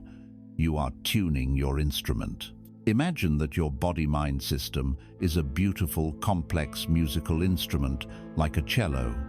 Life is the musician, and it plays all kinds of melodies. Some are joyous and fast, some are mournful and slow. Most of us go through life as a poorly tuned cello. Our strings are loose, the wood is uncared for, and we are full of dissonance. So when life plays a sad song, the sound we produce is excruciating, a screeching, painful noise. When life plays a happy song, it still sounds slightly off, a little tinny and hollow. And we spend all our time complaining. We complain about the musician. Why is life doing this to me? We complain about the song. I wish it would play a different tune. The wise person realizes the problem is not the musician or the song, but the state of the instrument itself. So, they turn their attention away from the music for a while and focus on the cello. They carefully tighten and tune each string until it hums with its perfect resonant pitch. They polish the wood and care for the bow. They bring the instrument into a state of perfect harmony with itself. Now, the instrument is ready. When life, the musician, plays a sad song, the tuned cello produces a sound that is heartbreakingly beautiful, rich, deep, and pure. It transforms the sadness into art. When life plays a joyous song, the cello sings with a vibrant, glorious, and full-throated celebration. The quality of the music is no longer dependent on the song being played, but on the resonant coherence of the instrument itself. The practice of cultivating your inner state is the act of tuning your own instrument. By choosing to embody peace, love, or gratitude, you are bringing yourself into tune. A well-tuned being creates harmony no matter what life presents. As you rest in this idea, a practical question arises. What is the optimal condition for this delicate process of tuning? How can we hear our own inner note clearly enough to adjust it? It is impossible to tune a cello in the middle of a noisy, chaotic construction site. The external noise makes it impossible to hear the subtle vibrations of the strings. In the same way, it is nearly impossible to tune your inner being amidst the constant noise and chatter of the unquiet mind. To truly find your resonant frequency, you must first create a space of deep inner quiet. You must step out of the construction site of your compulsive thinking. And this brings us to the most fundamental practice of all, the cultivation of silence. It is in the sacred pause, in the gap between the breaths and between the thoughts, that the true tuning takes place, and God, the master musician, can be heard. To tune the instrument of your being, you must first be able to hear its true sound.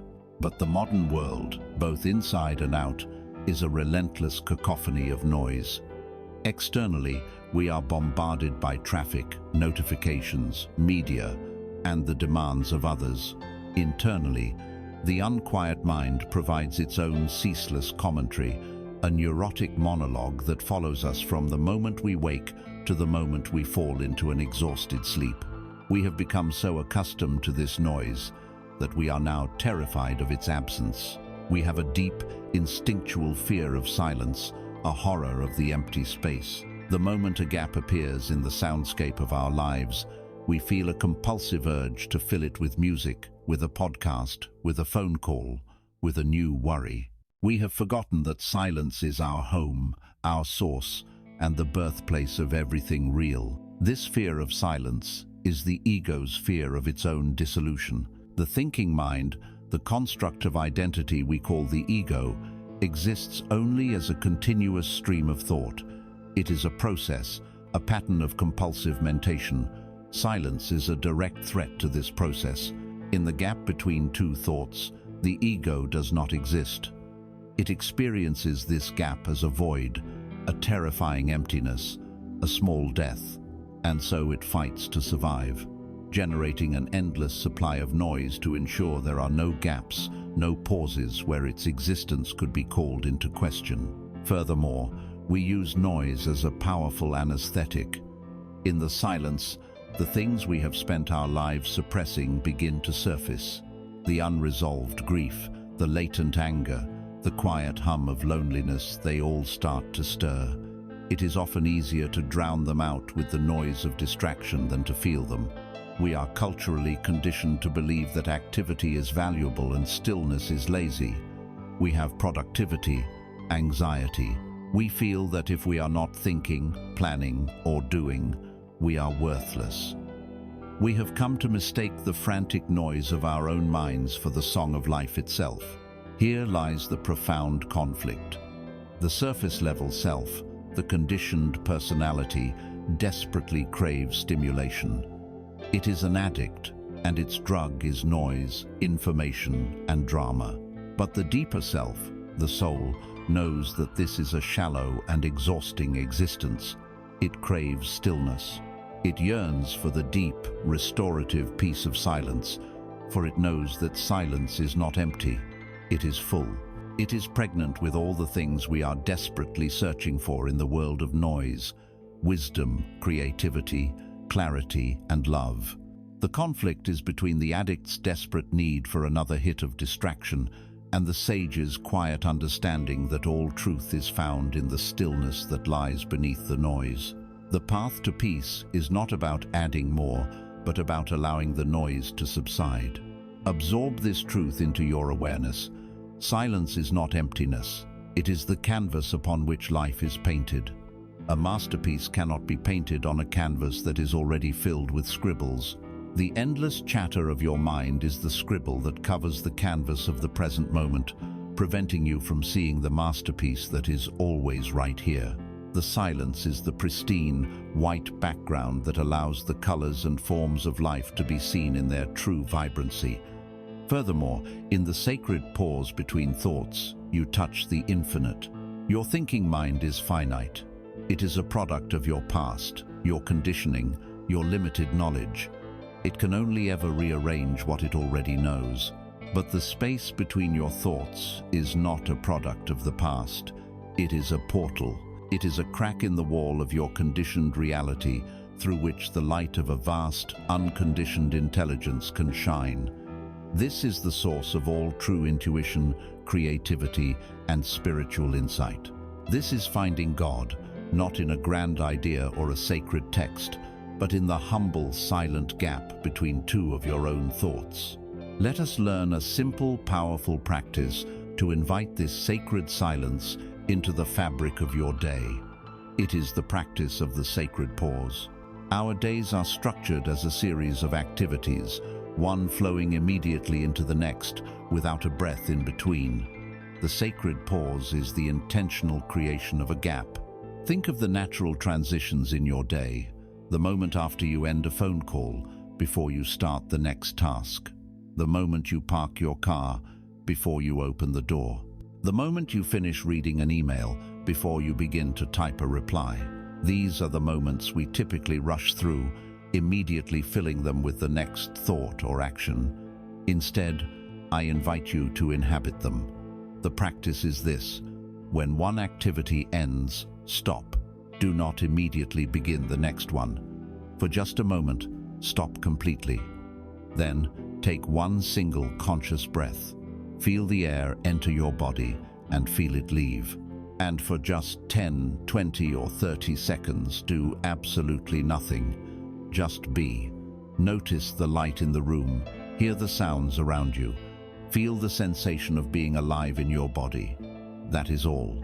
Then, you may proceed with your next activity. Sprinkling these tiny sanctuaries of silence throughout your day is a revolutionary act. It breaks the hypnotic momentum of compulsive thinking. It is like digging small wells of peace that you can return to again and again, re-anchoring yourself in the stillness of the now. Consider the nature of music. A composition that consisted of an unbroken stream of notes, with no pauses, no rests, no change in tempo, would not be music. It would be an intolerable wall of noise. It is the silence between the notes that creates the rhythm, the melody, the feeling. The rests are not an absence of music. They are an essential part of the music. They build tension. They create release. They give the notes their power and their beauty. A master composer is a master of silence as much as they are a master of sound. Now, look at the composition of your own life. Has it become a frantic, breathless wall of noise? Have you edited out all the sacred pauses, the rests that give life its rhythm and its meaning? This practice is about consciously reintroducing those rests, allowing your life to breathe again, transforming the noise of your existence back into a beautiful piece of music. As you cultivate this relationship with silence, as you become more comfortable in the gaps, you begin to perceive the world and yourself with a new, startling clarity. When you are not lost in your mind's constant commentary about reality, you can begin to experience reality directly. You are no longer watching the movie of your life, with a loud, opinionated narrator shouting in your ear. you are simply watching the movie. And in this direct, unfiltered perception, one of the first and most fundamental truths of existence begins to dawn on you, not as an intellectual concept, but as a directly felt reality. In the stillness, you can feel the constant, subtle, universal pulse of change. You witness thoughts arising and dissolving. You feel emotions welling up and passing away. You notice the light shifting, the air moving, your own body in a state of perpetual flux. This direct perception of the ceaseless flow of life is the doorway to understanding one of the most profound and liberating of all spiritual truths, the wisdom of impermanence. And it is into this dance of constant change that we shall step next. From the deep well of silence, a new perception is born. When the chattering mind finally subsides, you begin to sense the true rhythm of the universe, not as an idea, but as a directly felt reality. It is the pulse of creation and dissolution, of arising and passing away. It is the gentle, relentless, and universal law of impermanence. In our culture, this word is often associated with loss, sadness, and a kind of grim nihilism. We see it as a threat to our happiness. But this is a profound misunderstanding. Impermanence is not the enemy of life. Impermanence is the very nature of life itself. It is the dynamic, vibrant, unpredictable dance that saves the world from being a static, boring, and lifeless museum. The root of so much of our human suffering comes from our refusal to accept this fundamental law. We live in a state of perpetual war against change. When we experience a moment of pleasure, a peak of joy, a state of perfect health, or a loving connection, our immediate instinct is to grasp it. We try to cling to the feeling, to freeze the moment in time, to build a wall around it and make it permanent. This very act of clinging introduces a subtle poison into the heart of our joy, the fear of losing it. We can no longer fully enjoy the warmth of the sun because we are already worrying about the coming sunset. On the other side of the same coin is our aversion to pain. When we experience a difficult emotion, a physical ailment, or a challenging situation, we resist it with all our might. We push it away, deny its existence, and desperately wish for it to be over. This clinging to pleasure and aversion to pain are two sides of the same futile struggle. It is the attempt to hold back the ocean's tide with your bare hands. It is an exhausting and ultimately heartbreaking battle against the very flow of reality. The core conflict is our mind's deep desire for permanence in a universe that is defined by flux. We want solid ground beneath our feet. We crave guarantees, certainties, and promises of forever. We attempt to build monuments to permanence in our life-stable careers, lifelong relationships, a fixed sense of self-believing these structures will protect us from the river of time. But this is an illusion. Everything is in the process of becoming something else. Your body, your thoughts, your relationships, the mountains, the star soul are engaged in a slow, constant dance of transformation. To insist on permanence in a world of process is to set yourself up for continuous disappointment. It is to live in a state of grief for a world that never truly existed, a world of static, unchanging things. The suffering is not caused by the fact that things change. The suffering is caused by your expectation that they should not. Now, let this truth dissolve the foundations of that old, painful way of being. Everything is in flux. To resist this is to suffer. To dance with it is to be free. This is not a call to resignation. It is an invitation to liberation. It is the key that unlocks the cage of your own expectations. And there is a deeper layer to this wisdom. The beauty of a flower, a sunset, a human life lies precisely in its fleeting nature. Think of a perfect, fragrant rose. Its breathtaking beauty is inseparable from the knowledge that in a few days its petals will wilt and fall. This brevity is what makes it so precious. It commands your full attention right now, because it will not be here forever. A plastic rose that lasts for 1,000 years has no life, no vibrancy, no true beauty. It demands nothing of you because it is always there. The poignant ache you feel when witnessing a spectacular sunset is the beauty of impermanence itself. You are moved so deeply because you know this specific configuration of light and color will never happen again. To learn to love the fleeting nature of life is to learn to love life on its own terms. It is to stop demanding that life be a statue and to begin appreciating it as a symphony. Let us engage in a simple contemplation to feel this truth directly. Bring to your mind's eye a single burning candle flame. If you can, visualize it clearly. Watch it. Notice how it is never the same for even a fraction of a second. It flickers, it sways, it lengthens and shortens. It is a constant, shimmering dance of energy. The flame you see right now is not the flame that was there a moment ago. It is in a perpetual state of becoming and unbecoming. The candle itself is slowly being consumed, transformed from solid wax into light, heat, and smoke. The entire process is a perfect illustration of impermanence. Now, simply rest your awareness on this dancing flame. Do not try to hold it still in your mind. Do not wish for it to be different. Simply witness its beautiful, transient nature. Feel the sense of peace that comes from watching this flow without resisting it. You can do this with anything. Watch a cloud morph and dissolve across the sky. Watch the waves crest and fall at the shore. Watch your own breath, a constant tide of rising and falling, coming and going. In this watching, the intellectual concept of impermanence becomes a lived, felt reality. It ceases to be a threat and becomes a simple, observable truth. With this understanding, you can finally change your relationship with life itself. Most of us treat life like a statue we are trying to sculpt. We have a fixed idea of the perfect form, and we chisel and hammer away at reality, trying to force it into our ideal shape. We become tense, focused, and fearful of any cracks or imperfections. This is a life of struggle, a life of rigidity. The wise person understands that life is not a statue to be perfected, but a dance to be participated in.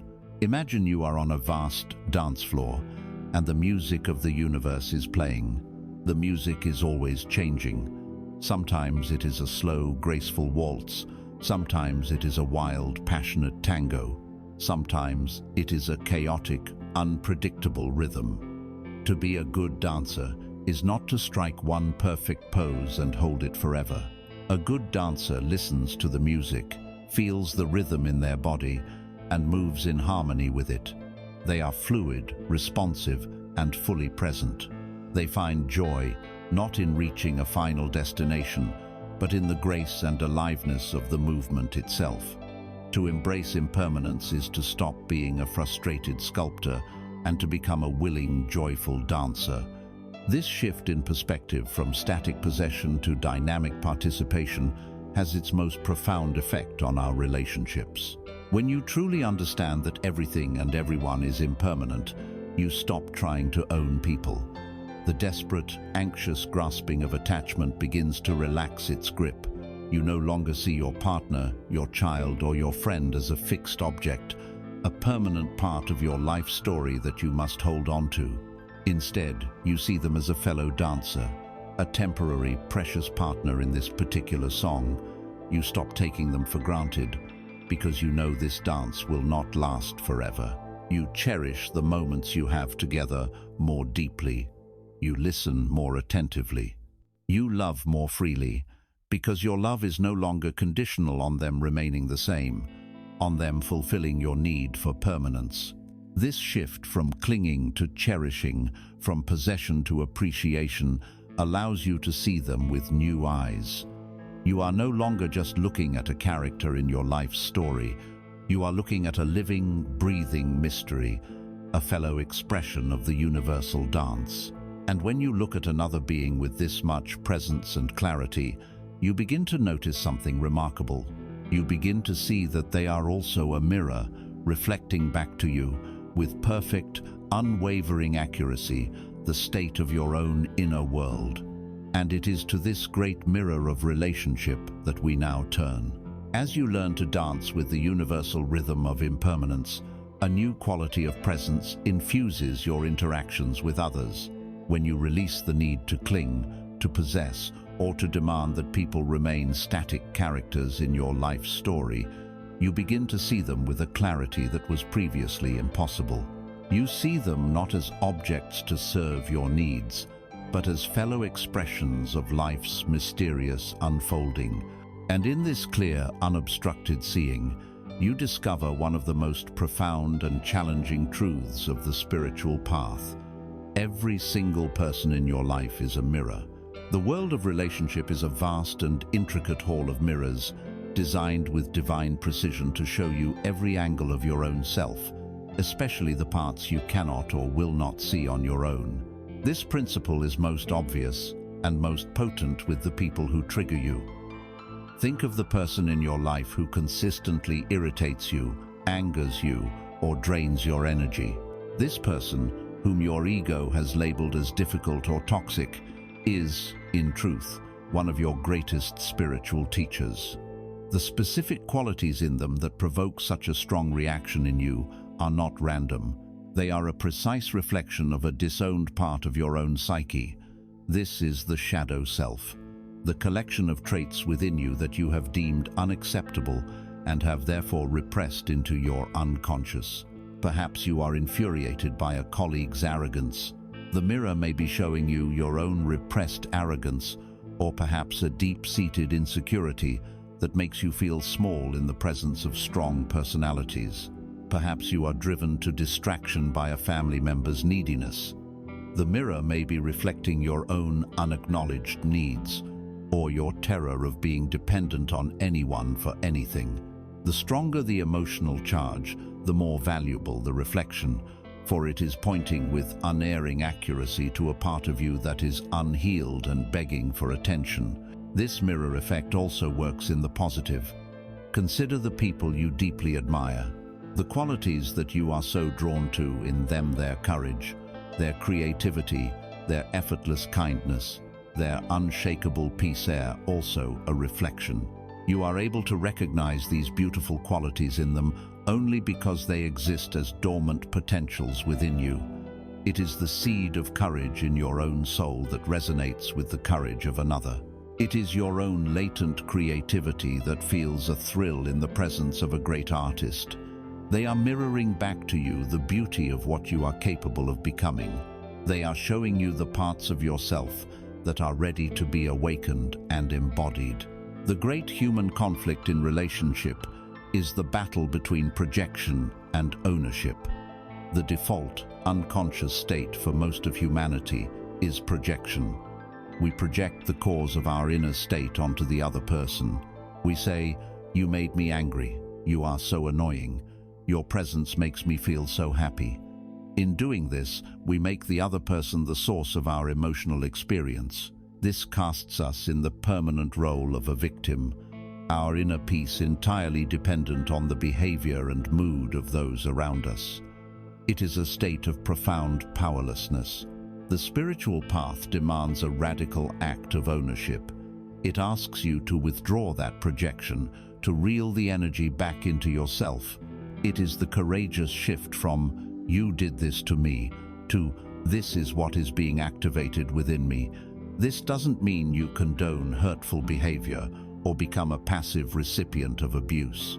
It means you recognize that while another person's action might be the stimulus, the emotional reaction itself, its quality, its intensity is generated entirely by your own inner landscape, your own history, and your own unhealed wounds.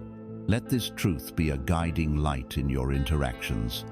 Every person you meet is a doorway into yourself. Every relationship is an assignment, custom designed for your soul's curriculum. What irritates you in others is showing you where you are not yet free. What you admire in others is showing you what is ready to be born in you. Your relationships are not primarily meant to make you comfortable. They are meant to make you conscious, They are the fire that burns away the dross, leaving only the pure gold of your true self. The people you love, and especially the people you struggle with, are your most devoted, if unwitting, spiritual allies. Let us engage this mirror with a gentle, honest practice. Bring to mind a person in your life who consistently triggers a negative emotional response in you. Now, identify the specific quality or behavior that bothers you the most. Is it their perceived selfishness, their lack of discipline, their constant complaining? Isolate the trait. Next, instead of focusing on them, turn your attention inward. Feel the reaction this trait ignites within your own body. Is it a tightening in the chest, a hot flush of anger, a cold knot of resentment? Just be with your own physical and emotional response for a moment. Now, turn the mirror around. With as much courage and honesty as you can muster, ask yourself these questions. Is there any way, however subtle, that I exhibit a version of this same trait in my life? Perhaps you aren't overtly selfish, but do you sometimes act from a place of subtle self-interest? Perhaps you aren't a complainer, but do you harbor negative, complaining thoughts? Look for the parallel. Then ask, where in my life do I treat myself with this same energy? If you are angered by their self-criticism, where are you harshly critical of yourself? And finally, ask, does this person's behavior remind me of an old, familiar feeling from my past? Often, people trigger us because they are unconsciously reenacting a painful dynamic from our childhood. The goal here is not self-blame. It is simply to see the connection. The moment you see, this isn't just about them, this is also about me, the energetic charge begins to dissipate. The hook is released. The metaphor of the mirror is perfect. If you look in the mirror and see a smudge of dirt on your reflection's face, you do not become enraged at the mirror. You do not try to scrub the smudge off the surface of the glass. You would instantly recognize the absurdity of that. The mirror is simply showing you, with perfect neutrality, a fact about your own face. You would then take a cloth and gently wipe the dirt from your own skin. Yet in our relationships, we spend our lives screaming at the mirror, trying to scrub it clean, trying to force it to show us a more pleasing reflection. The practice of ownership is the act of finally realizing the smudge is on our own face. We thank the mirror for the invaluable information and turn our attention to where the real work can be done, within ourselves. As you begin to practice this regularly, a natural and beautiful transformation occurs. Judgment begins to dissolve. How can you hold someone in harsh judgment for a perceived flaw when you recognize that same flaw, or the wound that it represents, within your own being? The stance of moral superiority collapses, and in its place, a sense of shared humanity arises. You see that we are all just walking each other home, all stumbling in the dark, all carrying our own invisible wounds. You see their difficult behavior not as a personal attack, but as an expression of their own pain. This deep, humbling recognition that I am also, that is the fertile ground from which true compassion is born. It is not pity, which comes from a place of imagined superiority. It is empathy, born from the intimate knowledge of our shared struggle and our shared potential for healing. And it is this radiant healing force of compassion that we are now ready to explore. In the space where the mirror of relationship has dissolved your judgment, something new can finally take root. Where the harsh stones of criticism and blame once lay, the soft, fertile ground is now ready for the seed of compassion. True compassion, or karuna as it is known in the East, is one of the most misunderstood of all human qualities. It is not pity. Pity looks down from a place of imagined superiority, creating a separation between the one who pities and the one who is pitied. It is not mere sentimentality, a fleeting emotional reaction to another's pain. True compassion is the felt recognition of your shared humanity. It is the wisdom that arises from looking at another being in all their beauty and their brokenness and seeing yourself. It is the heart's response to the deep, intuitive knowledge that we are all interconnected, that your suffering is my suffering, and my healing is your healing. This profound quality of being is born from the practice of looking in the mirror of relationship. When you see your own shadow in the person who irritates you, how can you condemn them? When you recognize your own unhealed wound in their difficult behavior, how can you not feel a sense of kinship?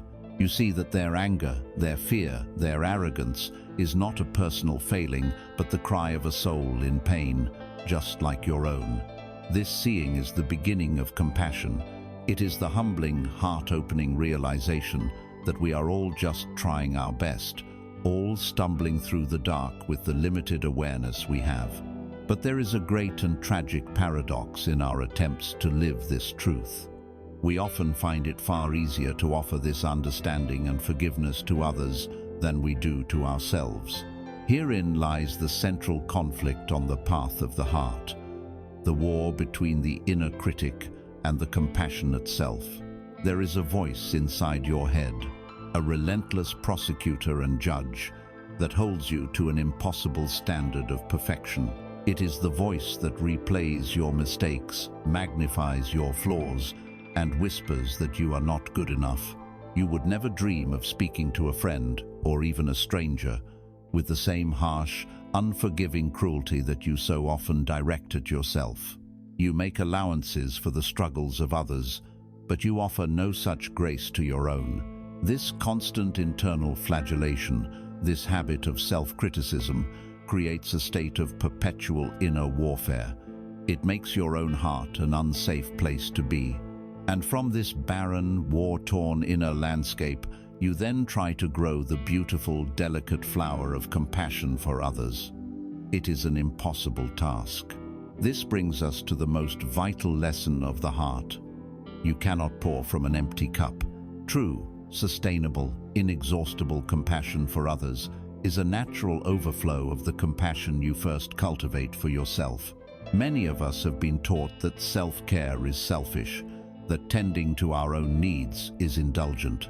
We try to be saints, giving to others from a place of inner poverty, and we wonder why we end up feeling burnt out, resentful, and hollow. This is a profound misunderstanding.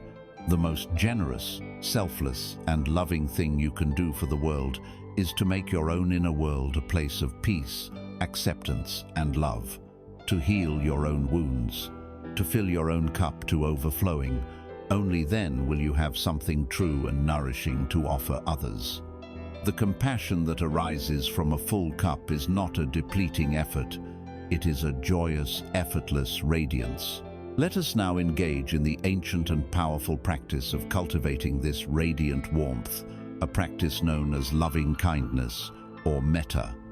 This practice begins by turning the light of kindness inward.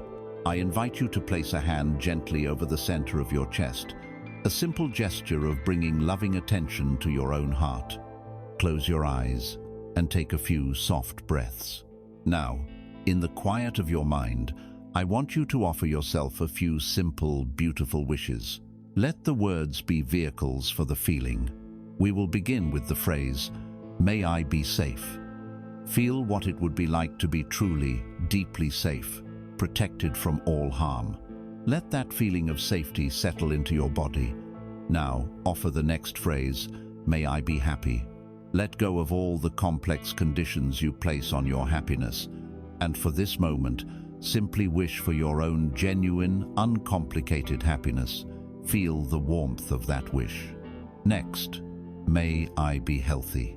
Send a wave of gratitude and healing energy through your entire body, wishing for its strength and vitality. And finally, "May I live with ease." Wish for yourself a life free from struggle, a life of grace, flow, and peace.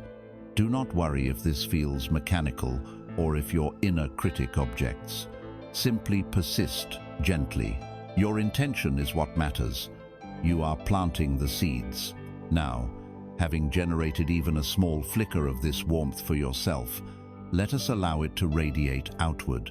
Bring to mind a person you love dearly, someone for whom it is easy to feel kindness. Picture them in your mind's eye and offer them the same wishes. May you be safe. May you be happy. May you be healthy. May you live with ease.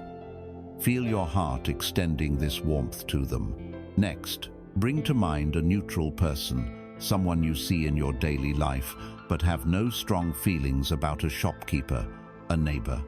Offer them the same benevolent wishes. See them not as a role, but as a being who, just like you, wants to be happy and free from suffering. Now, if you feel able, bring to mind the difficult person, the one who has served as your mirror. This can be challenging, but see if you can, from your place of growing warmth, extend them a single wish. May you be free from suffering. You are not condoning their behavior, you are acknowledging their humanity. Finally, allow this feeling of loving kindness to expand in all directions, to all beings without exception, near and far, seen and unseen. May all beings be safe. May all beings be happy. May all beings be healthy. May all beings live with ease. You are no longer just a single point. You have become a radiant center of benevolence. Think of your heart as a fire.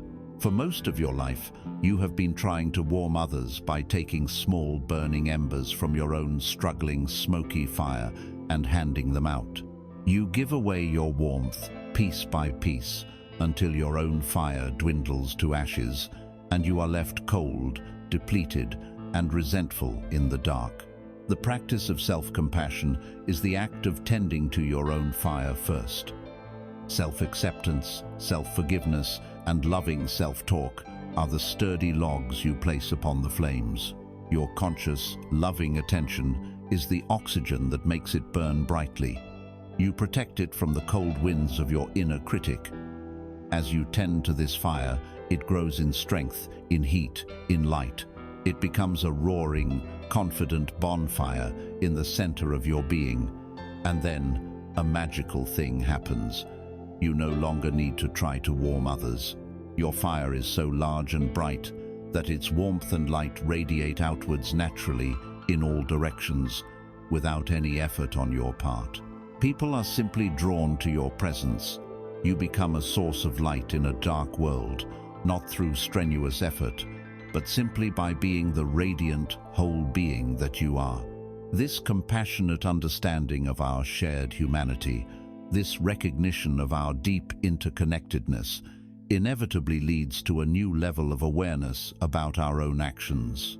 We begin to see that every thought, every word, every action is not an isolated event. It is a cause that we release into the intricate web of life, a cause that will surely have an effect for ourselves and for others. We start to understand that if we wish for all beings to be happy, we must act in ways that create the conditions for happiness. This dawning awareness of the relationship between our intentions, our actions, and their consequences is the doorway to understanding the profound and often misunderstood law of karma. And it is into this echo chamber of cause and effect that our journey now takes us. From the fertile ground of compassion, a new sense of responsibility is born. When you truly understand your interconnectedness with all of life, you realize that you are not an isolated island. Your every thought, word, and action is a pebble dropped into the vast pond of consciousness, sending out ripples that touch everything. This dawning awareness of the intimate relationship between cause and effect, action and result, is the entry point into the profound law of karma. The word itself is heavy with misconception, often misinterpreted in the West as a system of cosmic punishment and reward, a kind of divine retribution meted out by a celestial scorekeeper. But this is a fear-based and childish understanding. Karma is not a moralistic law imposed from without. It is a natural, impersonal, and empowering law of the universe, as neutral and as reliable as the law of gravity. If you release a stone from your hand, it falls. The universe is not punishing the stone. It is simply responding to the cause with a natural effect. Karma is the gravity of consciousness. The true meaning of karma is far more subtle and intimate than simple retribution. In its original essence, karma means action, but more specifically, it refers to the intention or volition behind the action. This is the crucial key. The universe does not judge your actions as good or bad in a moralistic sense. Rather, it responds to the energetic quality of the intention that fuels them. An action born from an intention of greed, hatred, or delusion creates a certain kind of ripple in the fabric of reality. An action born from an intention of generosity, love, or wisdom creates a completely different kind of ripple. The same physical act giving someone money, for instance, can have vastly different karmic echoes, depending on whether the intention is to genuinely help, to create a sense of obligation, or to show off one's own wealth. The seed of the result is contained within the seed of the intention. Karma is also the law of habit energy. Every time you react with anger, you are strengthening the neural and energetic pathways of anger within your own being. You are, in effect, practicing being angry, making it easier and more likely that you will react with anger in the future. Every time you choose patience, you are carving a new, more skillful groove in your consciousness. In this sense, you are creating your own character, your own destiny, moment by moment. You are continuously conditioning yourself to be who you are. The great conflict here is between living a life of heedless reaction and living a life of conscious, intentional choice. Most of us live on autopilot. We are bundles of conditioned reflexes, reacting to life based on the deep programming of our past. An external trigger happens, and we respond with a familiar pattern of fear, anger, or craving, without any space for conscious choice. We then look at the messy, chaotic circumstances of our lives and wonder how we got here. We are like a farmer who scatters handfuls of random, unmarked seeds all over his field thistle, weeds, a few flowers, a little poison ivy, and then is shocked and dismayed at the chaotic and painful harvest. We want a life of peace, but we plant seeds of conflict. We want a life of love, but we plant seeds of judgment. We want a life of abundance, but we plant seeds of lack. The spiritual path is the process of waking up and becoming a conscious farmer. It is the shift from being a slave to your conditioned reactions to becoming the master of your intentional choices. Let this empowering truth rearrange your understanding of power and responsibility. Karma is not a cosmic judge. It is a mirror, reflecting back to you the quality of your own intention. Your life, right now, is a reflection of your past karma, your past intentions and actions. The circumstances, the relationships, the state of your own mind, they are the harvest of seeds you planted long ago. This is not a cause for guilt, but for clarity. If you want to know the quality of your past, look at the state of your present. More importantly, if you want to know the quality of your future, look at the quality of your present.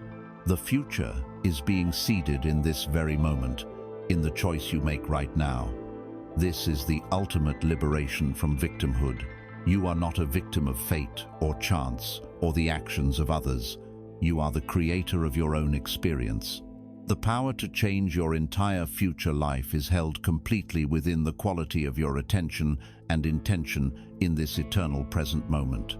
So how do we practice this art of intentional action? It begins with a simple yet profoundly transformative micro-practice. It is the practice of the intentional pause. Before you speak, especially in a moment of emotional charge, pause. Before you hit send on that angry email, pause. Before you act out of a habitual pattern, pause. This pause may only last for the duration of a single breath, but it is a space of immense power.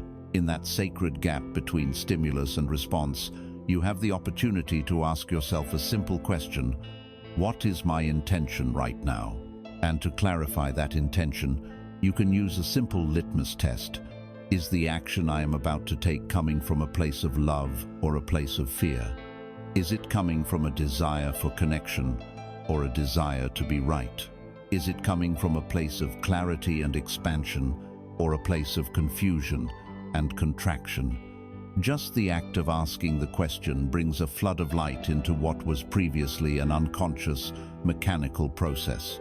In that moment of illuminated awareness, you are free. You may still choose to act out the old pattern, but now it is a choice, not a blind reaction. And more often, you will find yourself able to choose a new, more skillful, more compassionate path. Think of your life as a garden. Your mind is the fertile soil. Your intentions are the seeds. Your words and actions are the act of planting. And the events and circumstances of your life are the harvest. The law of the garden is perfect and impersonal. It does not judge you. It simply gives you the fruit of whatever seeds you have planted. You cannot plant seeds of resentment and expect to harvest a garden of forgiveness. You cannot sow seeds of harsh judgment of yourself or others and expect to rest in the shade of a tree of acceptance. You cannot plant seeds of scarcity and fear and then wonder why your life does not produce a harvest of joy and abundance. A skillful gardener knows their seeds. They choose with care what they wish to cultivate. They patiently pull the weeds of heedless, reactive thought. They water the seeds of loving kindness and patience. They know the harvest may not be immediate, but it is certain. The practice of karma is the art of becoming a conscious, loving, and skillful gardener of your own reality. As you begin to live with this awareness, you realize that your spiritual practice is no longer confined to a meditation cushion or a quiet room. Every moment of your life becomes your practice. Every conversation is an opportunity to plant a seed of kindness. Every challenge is an opportunity to plant a seed of patience. Every frustration is an opportunity to plant a seed of understanding. The real monastery, the real testing ground for your awakening, is not a secluded sanctuary on a mountaintop.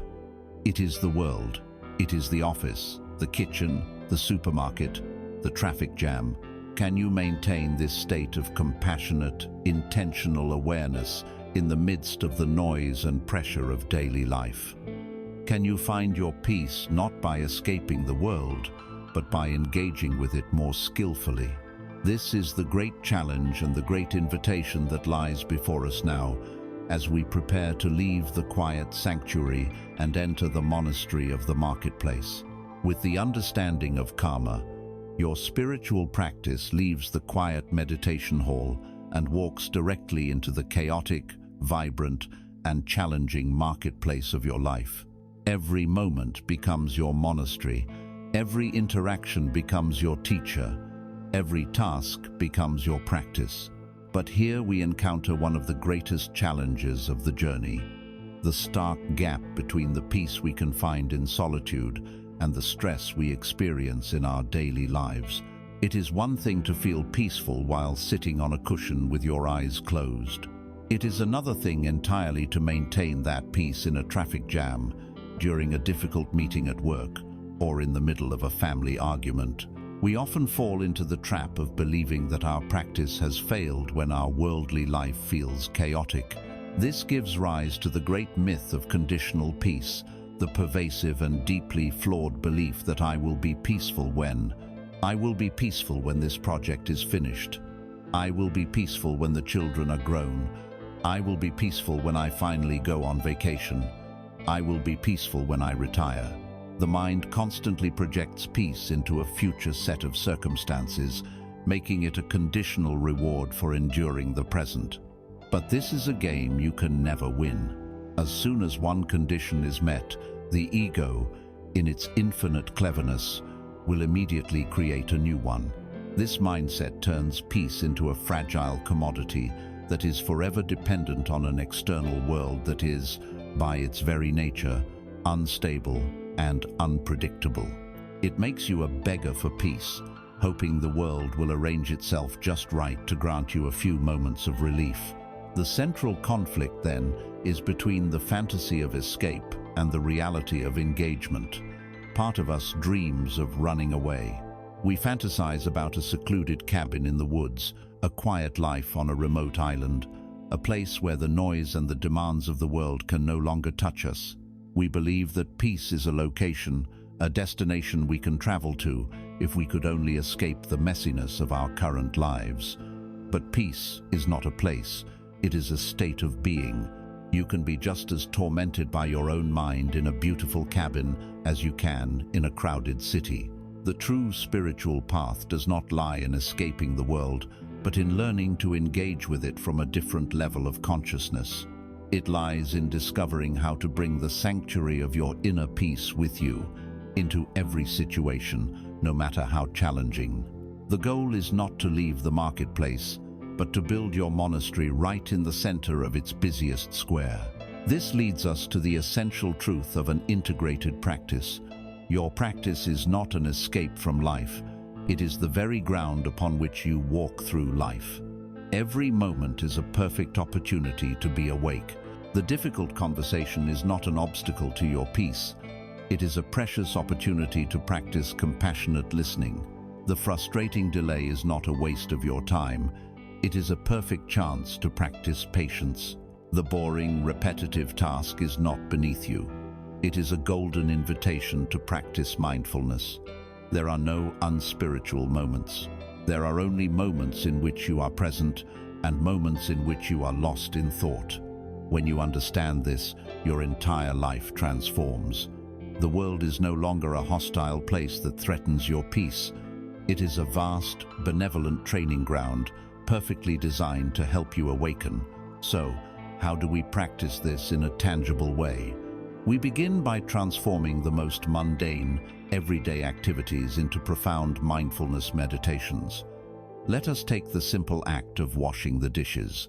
For most of us, this is a chore to be rushed through with a mind that is a million miles away, planning, worrying, or resentful. But we can choose to do it differently. Imagine yourself at the sink. Instead of letting your mind race, bring your full attention to the direct, sensory experience of the task. Feel the warmth and wetness of the water on your hands. See the shimmering, iridescent colors in the soap bubbles. Hear the sound of the water running, the gentle clink of a plate against the basin. Smell the clean scent of the soap. When you pick up a sponge, feel its texture. When you scrub a plate, feel the motion of your hand and the friction against the surface. When your mind inevitably wanders, as it will, simply notice that it has wandered, and then gently, without judgment, guide your attention back to the water, the soap, the sound, the sensation. In these moments, you are not just washing dishes, you are washing your own mind. You are anchoring yourself in the reality of the present moment.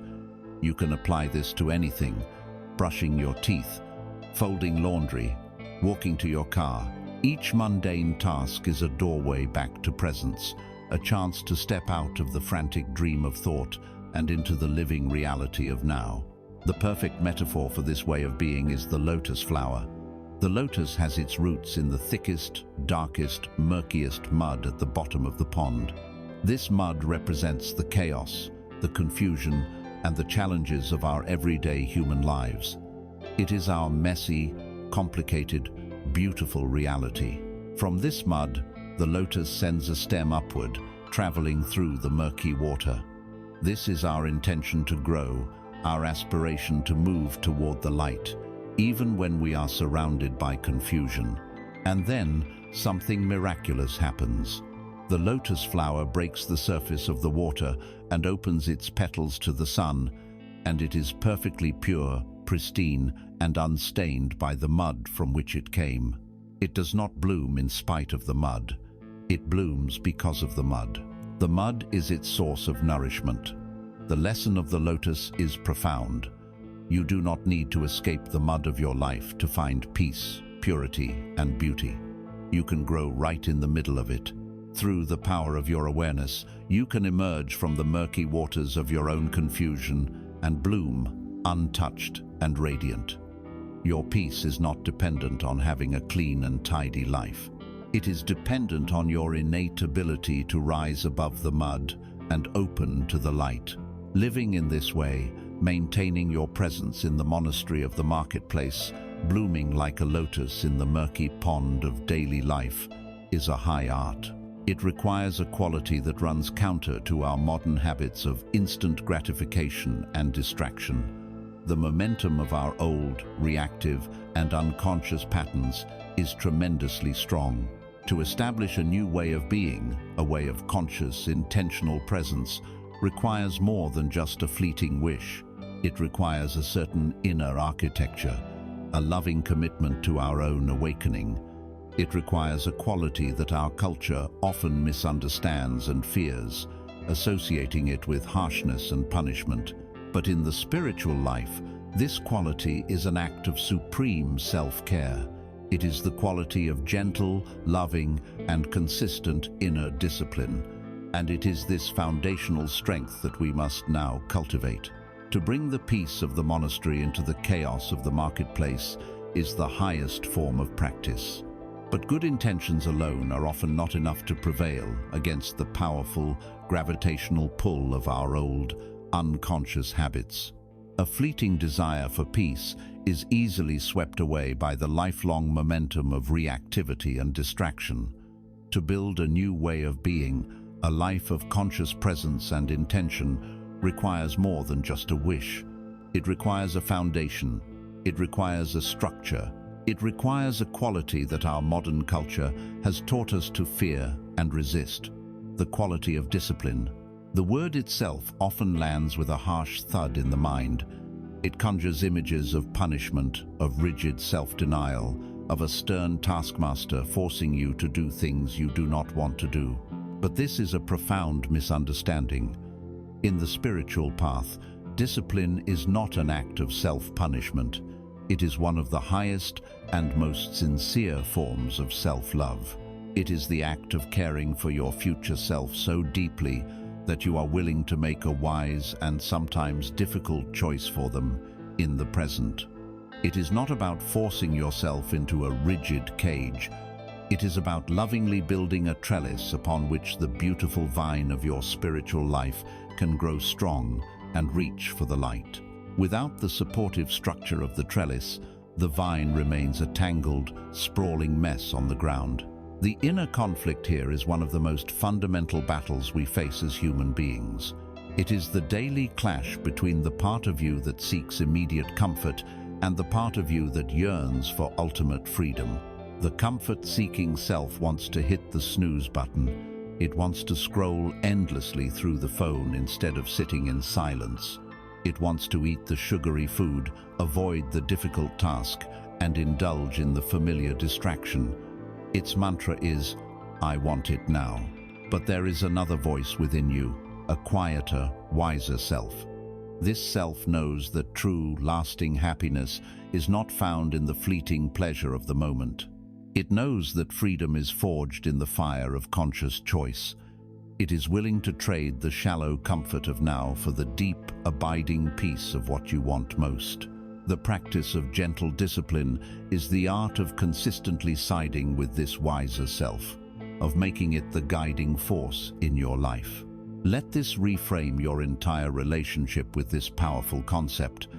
Discipline is not the cage, but the key to the cage. The mind that is a slave to every impulse, every craving, every fleeting distraction is not a free mind.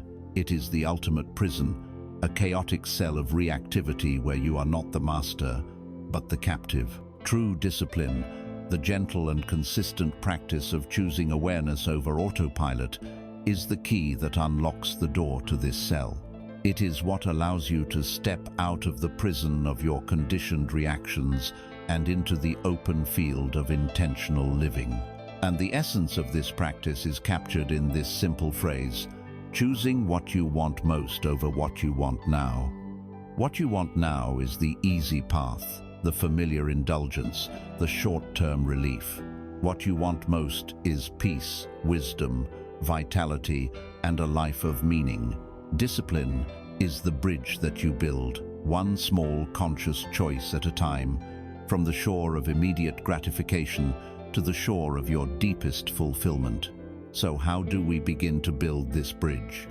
We do not start by attempting to build a colossal, intimidating structure. That is the path to failure and self-recrimination. We begin by laying a single, small, humble stone.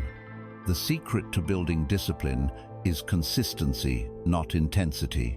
A small promise that you keep to yourself every single day is infinitely more powerful than a grand promise that you keep for 3 days and then abandon.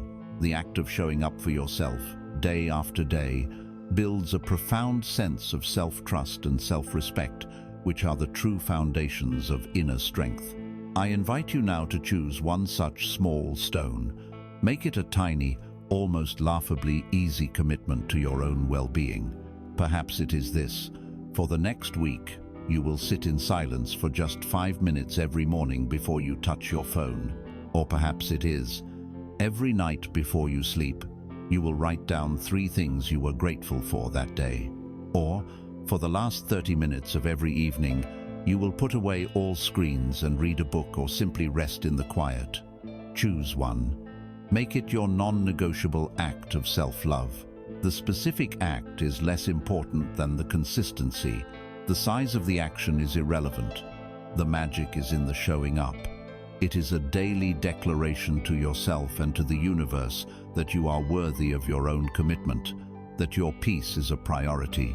This single, small act becomes the sturdy post around which you can begin to build the entire trellis of a more conscious life. Think of the banks of a great river. A river that has no banks has no power. It spreads out thin over the landscape, becoming a stagnant, shallow, and murky swamp.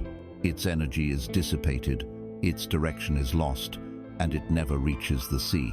This is a life without disciplinia, life of scattered energy, of good intentions that go nowhere, of potential that is never realized. The banks of the river are the discipline. They are the loving constraints that give the water its form, its direction, and its incredible power. The banks are not a prison for the river. They are what allows the river to be a river. By providing this structure, the banks gather the water's energy, channeling it into a mighty current that can carve canyons from solid rock and journey relentlessly onward to the great ocean. Gentle discipline provides the banks for the river of your life. It gathers your scattered energy from 1,000 distractions and channels it toward the ocean of your deepest purpose. As you practice this gentle, consistent discipline, a quiet miracle begins to unfold. The inner noise starts to diminish. The frantic, reactive energy begins to settle. And in this ever-growing space of inner stillness and stability, you become capable of hearing more subtle things. You begin to notice a quiet, knowing voice within you that was always there but was previously drowned out by the static of the undisciplined mind. This voice does not shout. It does not argue or use logic. It speaks in a language of quiet certainty, of gut feelings, of a simple, clear sense of yes or no. It is the voice of your own deep wisdom, your direct connection to the intelligence of the universe. It is the whisper of your intuition, and learning to hear and to trust this inner compass is the next great step on our journey home. As the gentle structure of your discipline creates more and more moments of inner quiet, you begin to perceive a new dimension of your own consciousness. In the stillness that you have so lovingly cultivated, a subtle signal can finally be heard, a voice that was there all along, but was drowned out by the relentless static of your thinking mind. This is the whisper of intuition. It is your inner compass, your direct line to the boundless intelligence of the universe. It is the quiet, certain knowing that resides beneath the noisy, doubtful chatter of your intellect.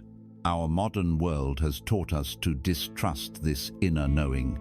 We have been conditioned to deify the rational mind, to believe that truth can only be found in data, logic, and external evidence. We are taught to make pro and con lists, to analyze every variable, to trust the experts.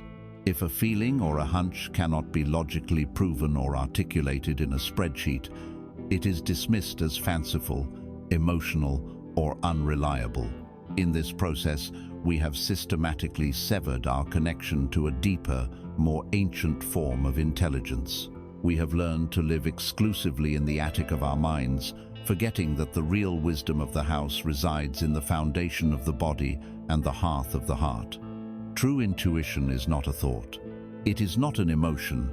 It is a clear, calm, and direct perception that arises from a place of profound stillness. The great conflict here is learning to distinguish the true, quiet voice of intuition from the loud, imposter voices of fear and desire. Fear is always loud. It is frantic, urgent, and it tells elaborate, catastrophic stories based on past trauma. It screams, "Don't do it. Remember what happened last time? It will be a disaster." Desire is also loud. It is needy, grasping, and it paints pictures of perfect fulfillment. It shouts, "You must have this. This is the one thing that will finally make you happy." Both fear and desire are noisy, agitated states. True intuition, by contrast, is almost always quiet. It is calm. It is neutral.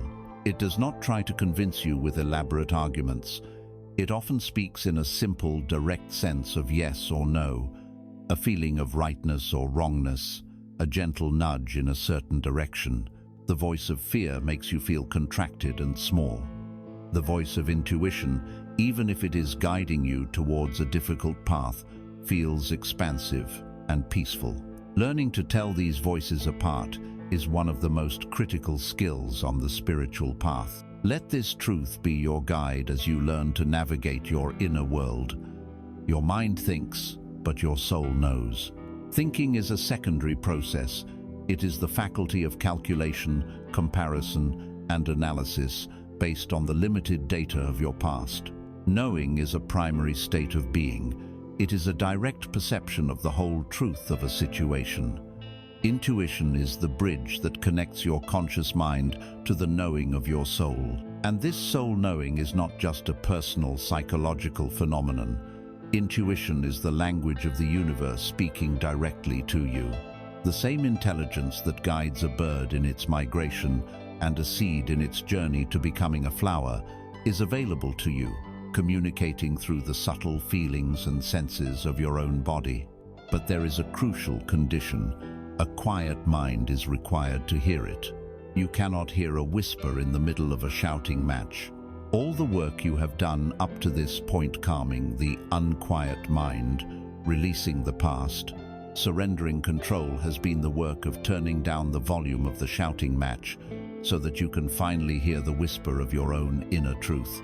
So, how do we practice listening? How do we consult this inner oracle? Let us use the example of making a decision. First, you honor your rational mind. It is a wonderful tool. Do your research, make your lists, analyze the situation from every logical angle. Let the thinking mind do its job thoroughly. When it has done all it can, you thank it for its service, and then you ask it to step aside. You now enter a different phase of the process. You find a quiet space. You sit in stillness. You take several deep, calming breaths, letting go of the analytical energy and dropping into a state of simple presence. In this quiet state, you pose your question not to your head, but to your body, to your heart, to the wise presence within you. Hold one potential choice in your mind. For example, the choice to accept a new job. Do not think about the pros and cons. Simply hold the image of yourself taking that path and notice, with great sensitivity, what happens in your body. Is there a feeling of expansion, of lightness, of your energy subtly leaning forward? Is there a sense of warmth, openness, or quiet joy? This is the body's yes. Now, let that image go and hold the other choice in your mind, the choice to decline the job. Again, just feel. Is there a feeling of contraction, of tightness in your gut or chest? Does your energy feel like it is pulling back? Is there a subtle feeling of dread or heaviness? This is the body's no. Your body does not lie. It is a perfectly calibrated instrument for detecting resonance and dissonance. Learning to trust these subtle somatic signals is learning to read the language of your soul. Think of your intuition as the North Star. For ancient sailors navigating a vast, dark ocean, the North Star was their one constant, reliable point of guidance. It never moved. It was their connection to the celestial order, their guarantee that they were not lost. Your intuition is your inner North Star. It is always there, fixed in the sky of your true self, pointing the way home. The problem is that the sky of our mind is rarely clear. It is usually filled with thick clouds of overthinking, with dramatic storms of emotion, with the fog of anxiety. In this inner weather, we cannot see the star, and we feel lost, confused, and disoriented. Our spiritual practice is not about creating the star, it is about clearing the sky. Every moment of mindfulness, every act of surrender, every gentle, disciplined choice is an act of clearing the weather. It is allowing the clouds of thought to drift by, allowing the storms of emotion to pass, so that we can once again glimpse that steady, silent, shining point of light that was there all along, patiently waiting to guide us. As you learn to see and to trust this inner North Star more and more, a profound and revolutionary shift begins to take place. You stop looking outside of yourself for your direction. You are less and less swayed by the opinions of others, by the pressures of society, by the latest trends. You no longer feel the desperate need for an external guru, an expert, or a system to tell you what is right for you. You begin to understand that while outer teachers can be helpful guides who point the way, the ultimate authority, the ultimate guru, resides within your own being. This dawning realization that you, in your deepest essence, are the source of your own wisdom, the interpreter of your own truth, is the ultimate act of reclaiming your power. It is the understanding that you do not need to seek for an oracle on a distant mountaintop. You are the oracle. As you learn to quiet the storms of the mind and attune your ear to the gentle whisper of your own intuition, a seismic shift begins in the very foundation of your being. You begin to withdraw your power from the outside world and reclaim it as your own. For most of our lives, we are conditioned to believe that the answers lie somewhere out there. We are taught to outsource our own inner authority. We look to experts, to scientists, to religious leaders, to political figures, to self-help gurus, hoping that one of them holds the secret key, the definitive map, the final answer that will solve the puzzle of our lives. We read endless books, attend endless seminars, and scroll through endless feeds, collecting the opinions of others like scraps of food, hoping they will nourish the deep hunger of our own uncertainty. We give our power away in 1,000 subtle ways. We check our horoscopes or consult with psychics, hoping for a glimpse into a future that we believe is outside of our control. We shape our opinions and our life choices based on the shifting tides of public opinion, terrified of being ostracized by the tribe. We follow systems and ideologies with a blind faith, believing that if we just adhere to the rules perfectly, we will be guaranteed safety and salvation. There is nothing inherently wrong with seeking knowledge or learning from the wisdom of others. A good teacher can point you in the right direction. A good book can illuminate your path. But the great mistake is when we place the authority of any external source above the authority of our own inner knowing. It is the moment we value the pointing finger more than the moon to which it points. It is when we begin to believe that another person, no matter how wise, knows what is better for us than the silent, knowing presence within our own heart. The core conflict here is between the perceived safety of spiritual childhood and the profound responsibility of spiritual adulthood. To be a follower is easy. It feels safe.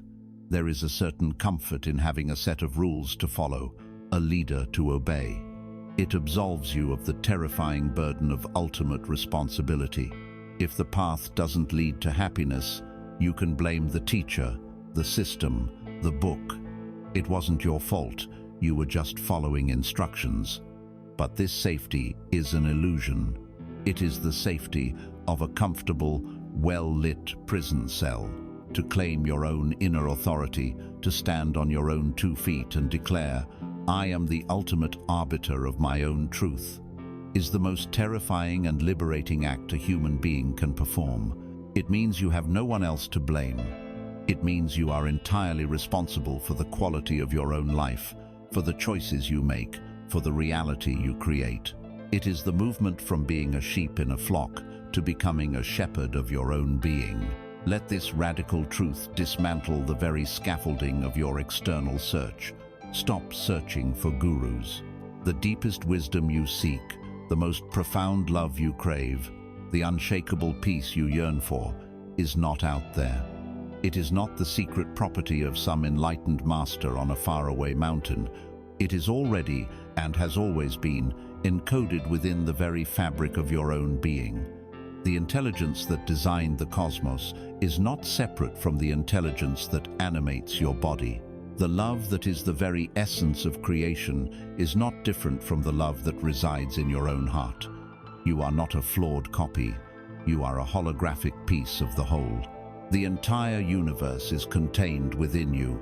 You are the teacher you have been waiting for, the wise, compassionate, all-knowing guide you have been searching for your entire life, is the silent, witnessing presence you have been learning to access throughout this entire journey. So, let us practice this reclamation of our sovereign power. The next time you find yourself faced with a question, a doubt, or a decision, notice the immediate, conditioned impulse to look outside of yourself. Notice the urge to Google the answer, to text a friend for their opinion, to see what the experts say. In that moment, pause. Before you act on that outward-seeking impulse, make a sacred commitment to yourself. I will consult my own oracle first. Find a quiet moment. Sit with yourself. You might take out a journal and write down your question at the top of the page. Then, get quiet. Take a few deep breaths. Drop the question from your head down into your heart, into your gut. Ask your own deepest self for guidance. And then, listen. Listen not for a booming voice, but for the quiet, intuitive whisper, the subtle, somatic sense of yes or no. Write down whatever answer arises, without judgment. It may be a single word, an image, a feeling. Treat this answer as your primary source of truth. Hold it with reverence. You may still choose to consult external sources afterward, but you now do so from a place of empowerment, not desperation. You can weigh their advice against the benchmark of your own inner knowing, and you will be able to discern with a new clarity what resonates as true for you and what does not. There is an old story of a man who spent his entire life in search of a mythical, priceless diamond. He heard it was the most magnificent jewel in existence, and that possessing it would bring eternal happiness. He sold all his belongings, left his home, and began his quest. He traveled to the most remote corners of the world. He climbed treacherous mountains, crossed vast deserts, and sailed stormy seas. He followed ancient maps and consulted with mystics and wise men. He endured decades of hardship, poverty, and loneliness, all fueled by the single-minded hope of one day finding this magnificent diamond. Finally, old, weary, and broken, he gave up the search and made the long journey back to the humble home he had left behind so many years ago. One evening, as he sat dejectedly in his small house, the last rays of the setting sun shone through his window. As the light hit a simple chunk of rock that he had been using as a doorstop for years, it exploded into a dazzling rainbow of light. He looked closer, and his heart stopped. It was the diamond. It had been there, in his own home, the entire time. He had traveled the whole world, searching for a treasure that was already his. You are that person, and you are that diamond. You have searched for peace, for love, for wisdom, in 1,000 external places, only to arrive right here, in this moment, at the profound realization that you are the very thing you have been seeking. The search was not a mistake. The journey was necessary. It had to exhaust you, to break your heart, to make you weary enough to finally stop searching and simply be still. It is in this stillness that you finally recognize the treasure that was never lost. With this realization, the frantic energy of the seeker finally dissolves. There is nowhere else to go. There is nothing else to find. You have come home. What then is left? There is no grand spiritual project to complete. There is no final level to attain. All that remains is to live from this place of discovered wholeness, to breathe from this center of peace. And so, our journey brings us full circle, back to the simplest, most profound, and most immediate reality of all, the breath and the sacred fullness of this present moment. You have come to the end of the search, only to discover that you are the treasure you were seeking. You are the oracle, you are the diamond, you are the teacher, the guide, and the goal. The frantic energy of the spiritual seeker begins to dissolve, replaced by a deep and quiet sense of arrival. There is nowhere else to go, nothing else to acquire, no one else to become. You have returned home to the truth of your own being. And in this homecoming, a new question may arise in the quiet. The seeker asks, "What must I do to become enlightened?" But the one who has come home asks a different question. Now what? If the search is over, how am I to live? Here we must be vigilant against the final, most subtle trap of the ego. The ego can take the entire spiritual journey and turn it into its most ambitious project yet. It can co-opt the very idea of enlightenment and wear it as its most prized identity. It creates a new character to play, the spiritual person, the awakened one. It wants a certificate of completion, a grand finale, a dramatic, cinematic moment of cosmic consciousness that it can then hold on to as its ultimate achievement. It wants to be able to say, "I have arrived." But this too is just another form of seeking, another way of postponing peace until a future condition is met. The belief that there is a grand, final, and permanent state of bliss to be attained is the last illusion to be released.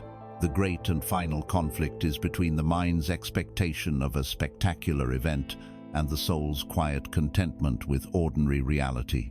Your mind, conditioned by stories of sudden, explosive awakenings, may be waiting for the heavens to part, for a blinding flash of light, for a permanent cessation of all difficulty.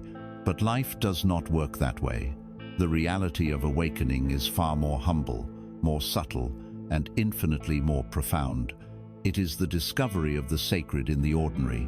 It is the realization that the kingdom of heaven is not a distant realm, but the very fabric of this present moment, when perceived without the filter of your mind.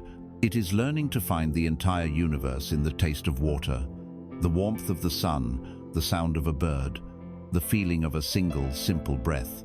The final conflict is letting go of your desire for a spiritual trophy and falling in love with the simple, unadorned perfection of what is.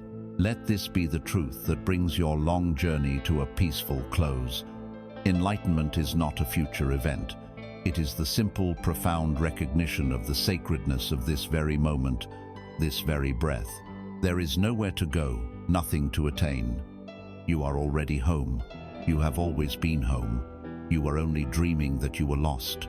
The entire journey, the struggle, the seeking, the practices, the revelations was not to transform you into something new. It was to help you unlearn all the false ideas you held about yourself, to strip away all the layers of conditioning so that you could finally recognize the radiant, peaceful being that you have always been. The race is over because it was never a race. The prize is here and now, in the simple gift of your own conscious presence. And so, we arrive at the final practice, which is the first practice, the only practice. It is the practice of no practice. It is the simple, loving return of your attention to the most fundamental, constant, and life-giving process in your experience, your own breath. This is not a technique. You are not trying to achieve a special state. You are not trying to control or manipulate the breath. You are simply resting your awareness upon it. As a butterfly rests upon a flower, you are allowing yourself to be breathed by life. Feel the entire sacred cycle. Feel the in-breath as a gift from the universe, the air that was just in the trees and the clouds now entering and nourishing your body. It is the act of receiving, of being filled by life. Notice the brief silent pause at the top of the inhale, a moment of pure fullness and potential. Then, feel the outbreath, the complete letting go, the release of all that is old and stale. It is the act of giving yourself back to the world. And notice the sacred pause at the bottom of the exhale, the quiet, fertile emptiness from which the next impulse of life, the next breath, will spontaneously arise. This simple cycle of in, pause, out, pause is the very rhythm of the cosmos. It is the pulse of all creation, expansion and contraction, fullness and emptiness, being and non-being, life and death. It is all happening within you, in this moment, in this breath. There is no need to seek for spiritual truths in ancient books or faraway lands. The entire wisdom of the universe is being breathed through you right now. The breath is the ultimate bridge. It is the sacred link between what you perceive as your inner world and the outer world. It is the bridge between your tangible physical body and the formless, invisible energy of spirit. It is the bridge between your individual self and the universal whole. The very air you are breathing now was, just moments ago, inside the lungs of another person, another animal, another living being. In every breath, you are trading life with the entire planet. The illusion of your separateness is undone in the simple, undeniable reality of the breath. To be fully with your breath is to be fully present at the center of this sacred bridge, to experience the truth that you are not a separate self living a life, but life itself, living through a temporary form called you. So rest here. Let go of all doing, all striving, all becoming. Let go of the need to be spiritual. Let go of the identity of the meditator. Let all the concepts and practices we have explored dissolve into the background. They were the raft that helped you cross the river, but now you have reached the other shore. You can leave the raft behind. You do not need to carry it on your back. The other shore is not a new and different land. It is the same shore you left, but you are now seeing it with new eyes. You are seeing it as sacred. You are seeing it as home. There is nothing left to do but to be. To be here in this moment as this awareness, breathing, this simple, miraculous, and utterly complete act of being is the culmination of all journeys. It is the beginning, the middle, and the end. It is the first step, and it is the last. It is the fullness of the empty breath.